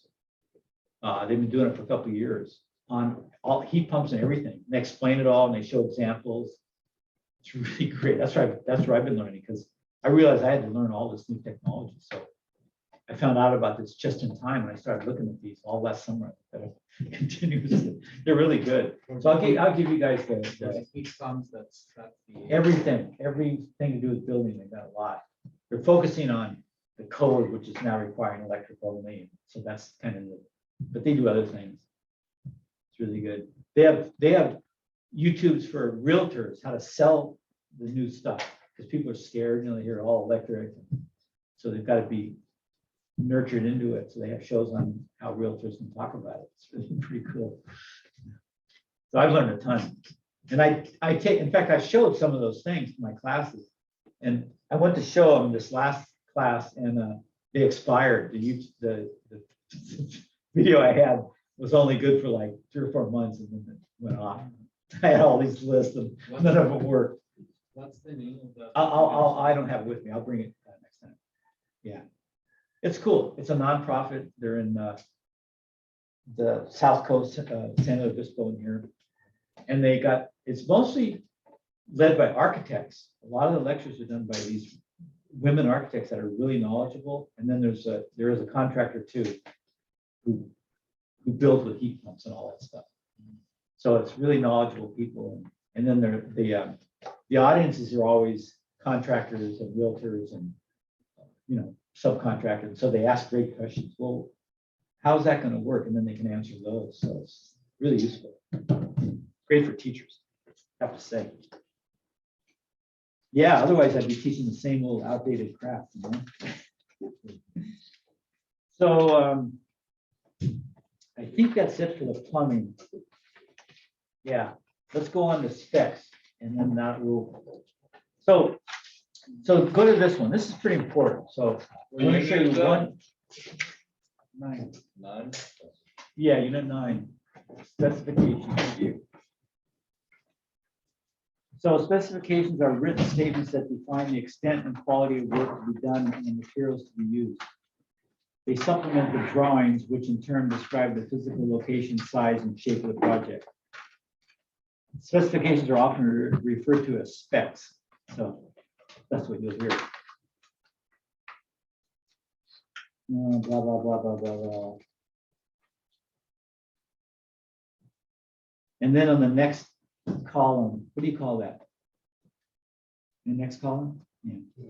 What do you mean? Where Like, it's got 2 tracks. What do you call those? Columns, I guess, huh? ideas, yeah. Okay, right-hand column, the paragraph at the top of the specifications become the measuring device. You see that? Mhm. The owner uses the specs to define the quality of work. The architect uses the specs to define materials and processes, quality standards, industry standards, installation procedures, who is responsible for what portion of work. That's a big one. Because the architect has to define who's going to do what. Because sometimes things will fall between contractors, or contractors say, well, I never do that, I'm not responsible. So the architect has to spell it out, and then when the general hires them, he can say, yeah, you're gonna do this too, right?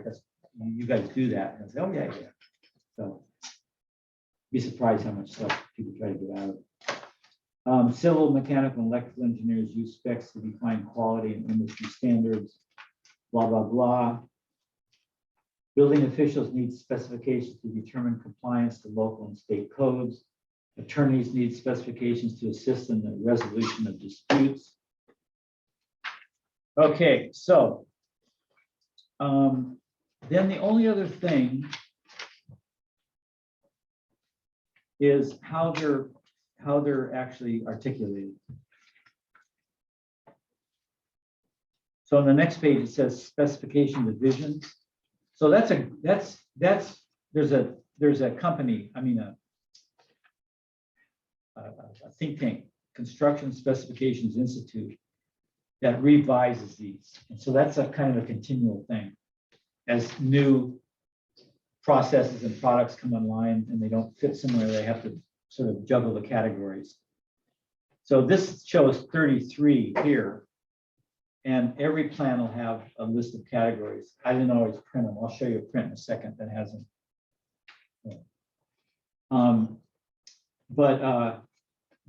You know, general requirements, and those we've looked at, those have been often on the front page.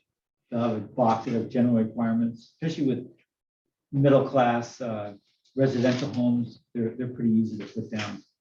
When you have this UCSB building, everything becomes huge. And you have pages and pages of general specs. Division 2 is existing conditions. You know, if it's relevant to what you're going to do, you have to know those. Then it starts in basically kind of in the order you build. Concrete, masonry, metals, like if you have steel structure, wood and plastics. Notice how they're separated by materials though, right? And then we've been looking at plans and they're separated by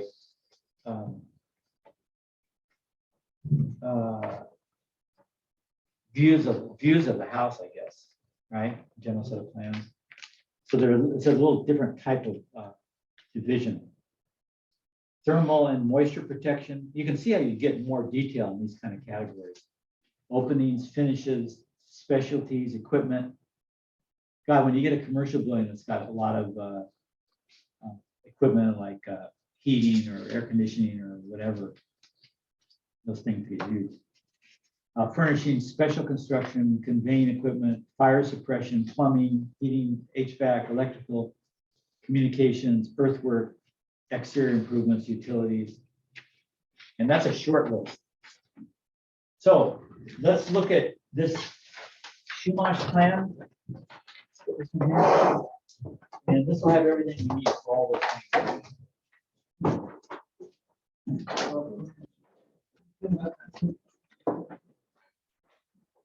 You got any Chumash Indians in here?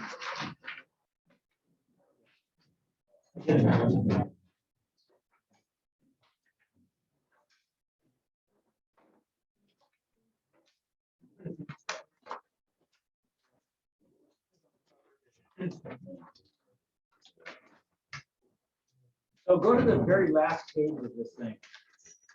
SN1.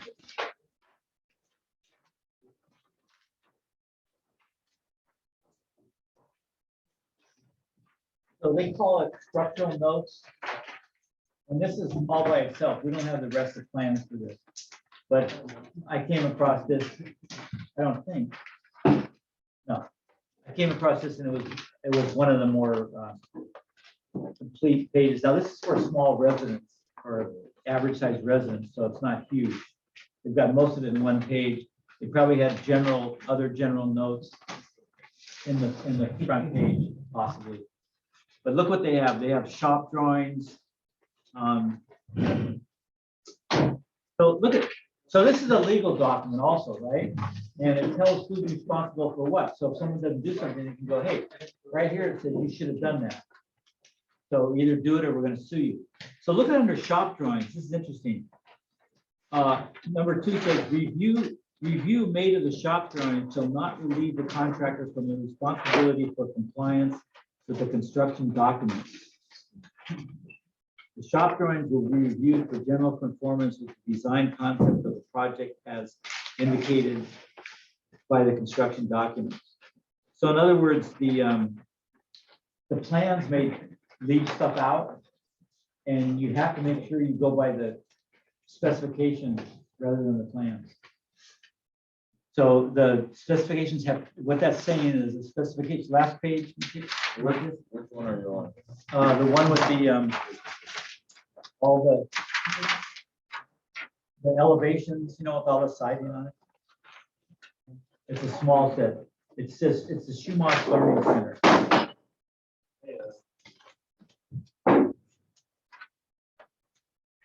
So then testing. The owner shall retain the services of an independent testing agency as required by these construction documents. So they can't just test it themselves, they have to get independent thing. So when the contractor does a bid, he's got to read all this in fine detail because it's adding work to what he does. He's got to make sure that that work's included in what he charges for the bid. So they have to, you know, it's a lot of work. I mean, look at, this is small. Wait till I show you the specs in a second over here. But manufactured wood eye joists, manufactured wood eye joists shall be Truss Joint Macmillan, that's a company. Alternatives may be used only with specific approval of the structural engineer. So see how exact everything's defined and. Okay, nailing schedule, middle of the page kind of. You know, they used to just trust carpenters to be able to nail things in the right way. Those days are over. God, it tells you every size nail. And a lot of times it's, well, I don't see, oh, schedule, let's see. Yeah, it has the size first and then it has, it should have a schedule somewhere. That's helpful. It's gonna be the right angle. The shear wall schedule? It'll be all the nailing schedule. If you're just nailing sheathing, it'll be a certain schedule. If it's shear wall, it'll be another schedule. Yeah, so top right says shear wall schedule. Yeah, yeah. So, I mean, you know, and this is just a residence. Now, let me show you this. Remember the set of plants I said were heavy? Yeah. Okay, I have to verify it. Do you need- Diego, do you need lift these up. Are those not heavy? Not enough. Just- Yeah, I should have got someone a little closer to my age. They're pretty, I think they're pretty heavy. No, they're heavy. So, okay, just kidding. So that's the plan. This is the specification. We just saw one page on the middle class residence. This is that building that we were talking about at UCSB that wasn't finished. What was the contractor that, went bankrupt? 3/4, it was mostly done, 3/4 done. Not a good thing. What's that guy's name? I keep forgetting. Nick Leori? Huh? Nick Leori? Yeah. Manto? Yeah, yeah. And I don't know what happened. He went to court and he tried to divide up his, divorced his wife and tried to give her a lot of the property so he couldn't take it from him. And I don't know if that, if I that think he flew got or, into trouble. I don't know if that flew or not. It was a good try. Melchior, yeah. Yeah, he did good buildings. A lot of miles he I've seen did. a lot of buildings. His father did. Yes, yeah, he took over his father's company, which is here a long time, very successful. I think he just, you know, they're always borrowing from this thing and, you know, they're always kind of conniving to get things done and he just ran out of money, couldn't pay his subs, the work stopped. Somebody else, I don't know who else came in. They did finish. We went as the last class, the 122, we went and looked at it this summer. Or not summer, whenever it was, spring, fall. Yeah, spring. Spring. I think it was spring. Yeah. But look at this, sorry. I mean, look at this. What kind of a company would build something like this? You know? You have to be crazy to be responsible for this, That's right? crazy. But you know, there are big companies that, like Frank Skipper, that do big things like that. That's what they do. I'm so amazed at that. there's a guy out in the, what's his name? It's a Hispanic name, Urquiz. He's out in San Ynez, out there in the valley. I forget the name. Mac, or, It's a Hispanic last name, URQ. Can't be too many Hispanic last names to start that right, are there? Like Urquiz. Anyway, he had a company and he went into, he did residential for a while, and then he did commercial and went to LA, and I saw a video of he was doing a hospital building. God, can you imagine? You know, this is a research facility on a university. Can you imagine a hospital where you're responsible for all the lives that may be lost because you did something wrong? And I mean, it had so many things that I had no clue about. You know, I've been a contractor all my life, for half my life. And I had no idea what half this stuff, you know, is all concrete, steel, and materials I never heard of. Or a skyscraper. How about the people who built the Empire State Building or the Twin Towers? How about that new Twin Tower? Good God. That's incredible stuff. It must be by the track. But this 2%. project manual and specifications. Record document, 2013.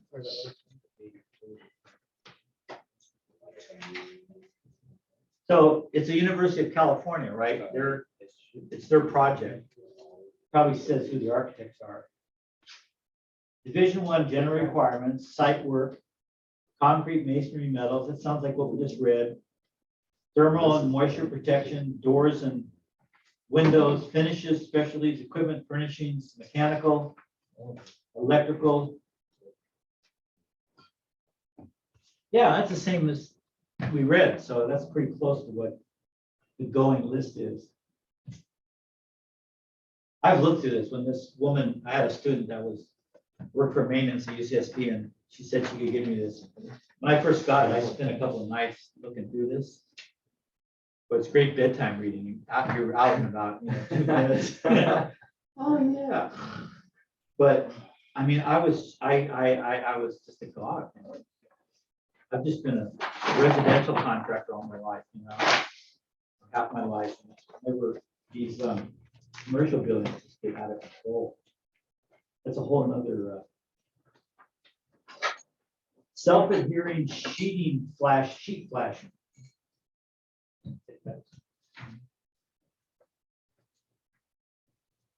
Well, anyway, I'll leave this here.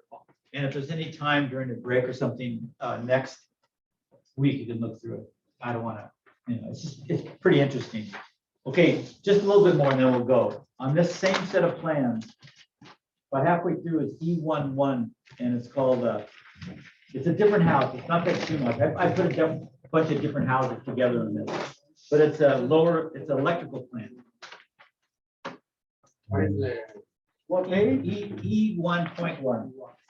And it's there's no page number. It's like the 4th page on that same plan we were just looking at. Does everybody see it? So it's a 2-story house. So notice the connection with the switches and the outlets, and it is a dotted line there. See, I'm more used to that. That solid line gets really confusing because you've got all kinds of curved solid lines, like the door swings, the solid line. In fact, the door swing at the lower right gets in competition with that. It's interesting. Yeah.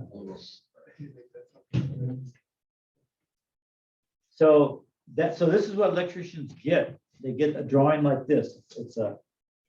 This is just a floor plan that's been, made a little briefer, but it doesn't show any in the wall, conduits or wiring. It just connects various devices. Okay, then go, and you can look at this on your own because you've got all these prints that I sent out to you. The next one is a mechanical plant, which is HVAC. And so this has mechanical pit. Well, outside, they've got a hole and they've got, a heating coil. They've got some kind of furnace out there. It says, forced combustion, direct vent gas, hot water system. Whatever that is. And then it just shows any kind of duct work there is and.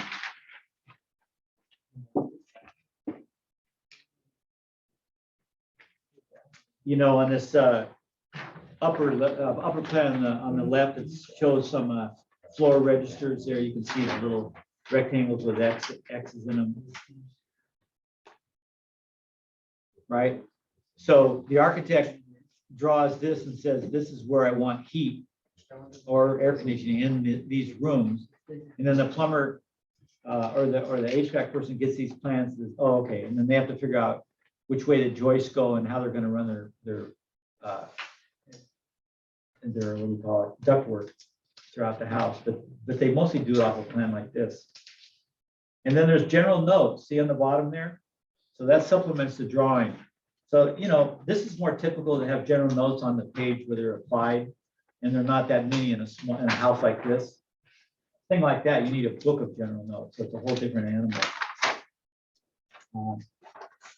Yeah. So any questions about any of this? A lot tonight, but trying to make up for our 2 holidays and me letting you go early each night. Yeah, can we go over all this again? Yeah, Patrick, the class goes to 10, you know, no longer these ones. Yeah, what time does the class start? Can we just keep going? I know. Well, you know, sometimes we wake up, we have an interesting discussion, or we go out and have something, but then you still got to go home and relax and eat and get ready for the next day, and that's not easy. Wait, either. relax, what does that mean? Yeah, what is that? You know, when I get done with these classes, I can't go to bed at all. I have to look at TV for a couple hours. Yeah. I talk to my wife, have a glass of wine, you know. No way. Part of the job, you know, night job. So pile these things and do me a favor this time, keep them together, but fold them over like they were when you came, because I remember these maintenance guys clean the desk for the COVID. They spray it, and if they're piled up, they can move it, spray, move it. I forgot about that, so I've been kind of negligent. This way? Yeah, exactly. What you want to take out, you want to leave it.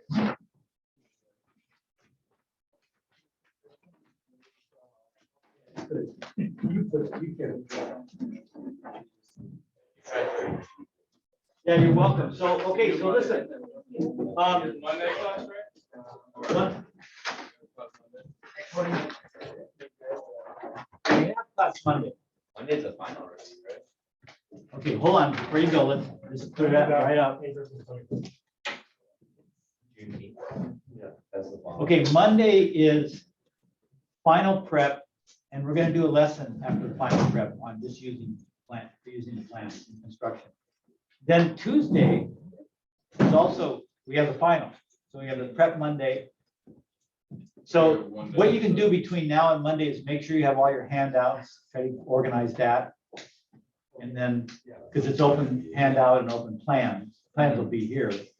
And then we miss that next Monday, the 20th, because that's Juneteenth, Well, what's after the final? final review. So, That's our party. so that's, yeah, so that's the 21st, and I want you to come because my teaching technique is that you learn as much from reviewing what you missed Oh, 100%. than by prepping, and nobody else in school does it, but I always have my final early because I want you to get right where you got wrong. And then I've got some drawing stuff I want to show you, some sketching ideas and stuff. Doesn't have to be a long period. Okay, and that's, you have this. You just may not have it on you, but, Thank you. so that's our schedule. Yeah, you're welcome. So we'll see you guys Monday. Yeah. Thank you, Patrick. All right, Zach, see you guys. See ya. Oh, yeah, Have a good night, Patrick. I'll do it next week. See you Monday. Me or who? No, the whole class. Oh, I was gonna show what the city wants for plots for house. It's comical. So, can we coordinate some food for, the last last day. I don't necessarily need you pay for it, but maybe y'all can chip in or something. Yeah.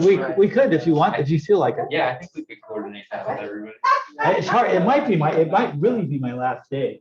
Right, yeah, so we should. Because if there's no room for me or I just Costco can't stomach it pizza. anymore. Yeah, Costco pizza and Free Donuts, it's right next to each other. There you go. The what tree donuts? Anna's, you've never Oh, been to Anna's. Anna's? There's some people I work with that haven't been to Anna's, it's so horrible. Well, so the class starts at 6. Dave Galita. Yeah, People eat right. before they get here, right? Oh, wait, I've been there. They gotta These be are more like movie around. Yeah. That's Starbucks. Yeah.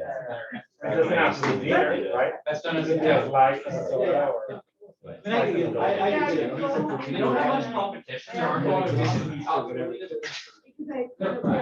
Where I live on the east side. So we can, All we have is like Dunkin'. we can just come up with a list and we can. You know what? This person is gonna bring this, because that's- Oh, yeah. I had my Anna's used first to have party horrible. last semester, because I didn't know how to. All those openings that can be done. What's that? I feel like I used to I got go a bunch there. of pizza, it was Saturday. Alright. So I got a bunch of pizza. They sell like regular coffee, they have cakes too, I get cakes. I never used to do that. Jim always had more. I've tried for cakes, but I used to get that. He has a big classes always have And Saturday. they have like a non-donut pastry. You know, I stopped teaching those, I only had the night ones, so it's. Donuts, ones that are just Okay. like flaky. They do those cream fills, they're great. They had like a salted caramel one. Actually, you know what? It's almost better, there's like a Mexican donut shop, like a Mexican pastry shop. By the airport, sort of what Rodney's company is. Okay. Off of one of those little roads, a little further. And they have such good stuff. It's like this tiny place, right? I don't know. Thank you, Patrick. Okay, you're welcome. Or by Casey's. Yeah, and I don't know if the business. I don't know the area too well. See that? On the weekend. I'll see you on Tuesday. But But Louis is I'm not gonna be around today. Hey Louis, are the field trips for the body class to be, Are you going away or is it on campus because of COVID?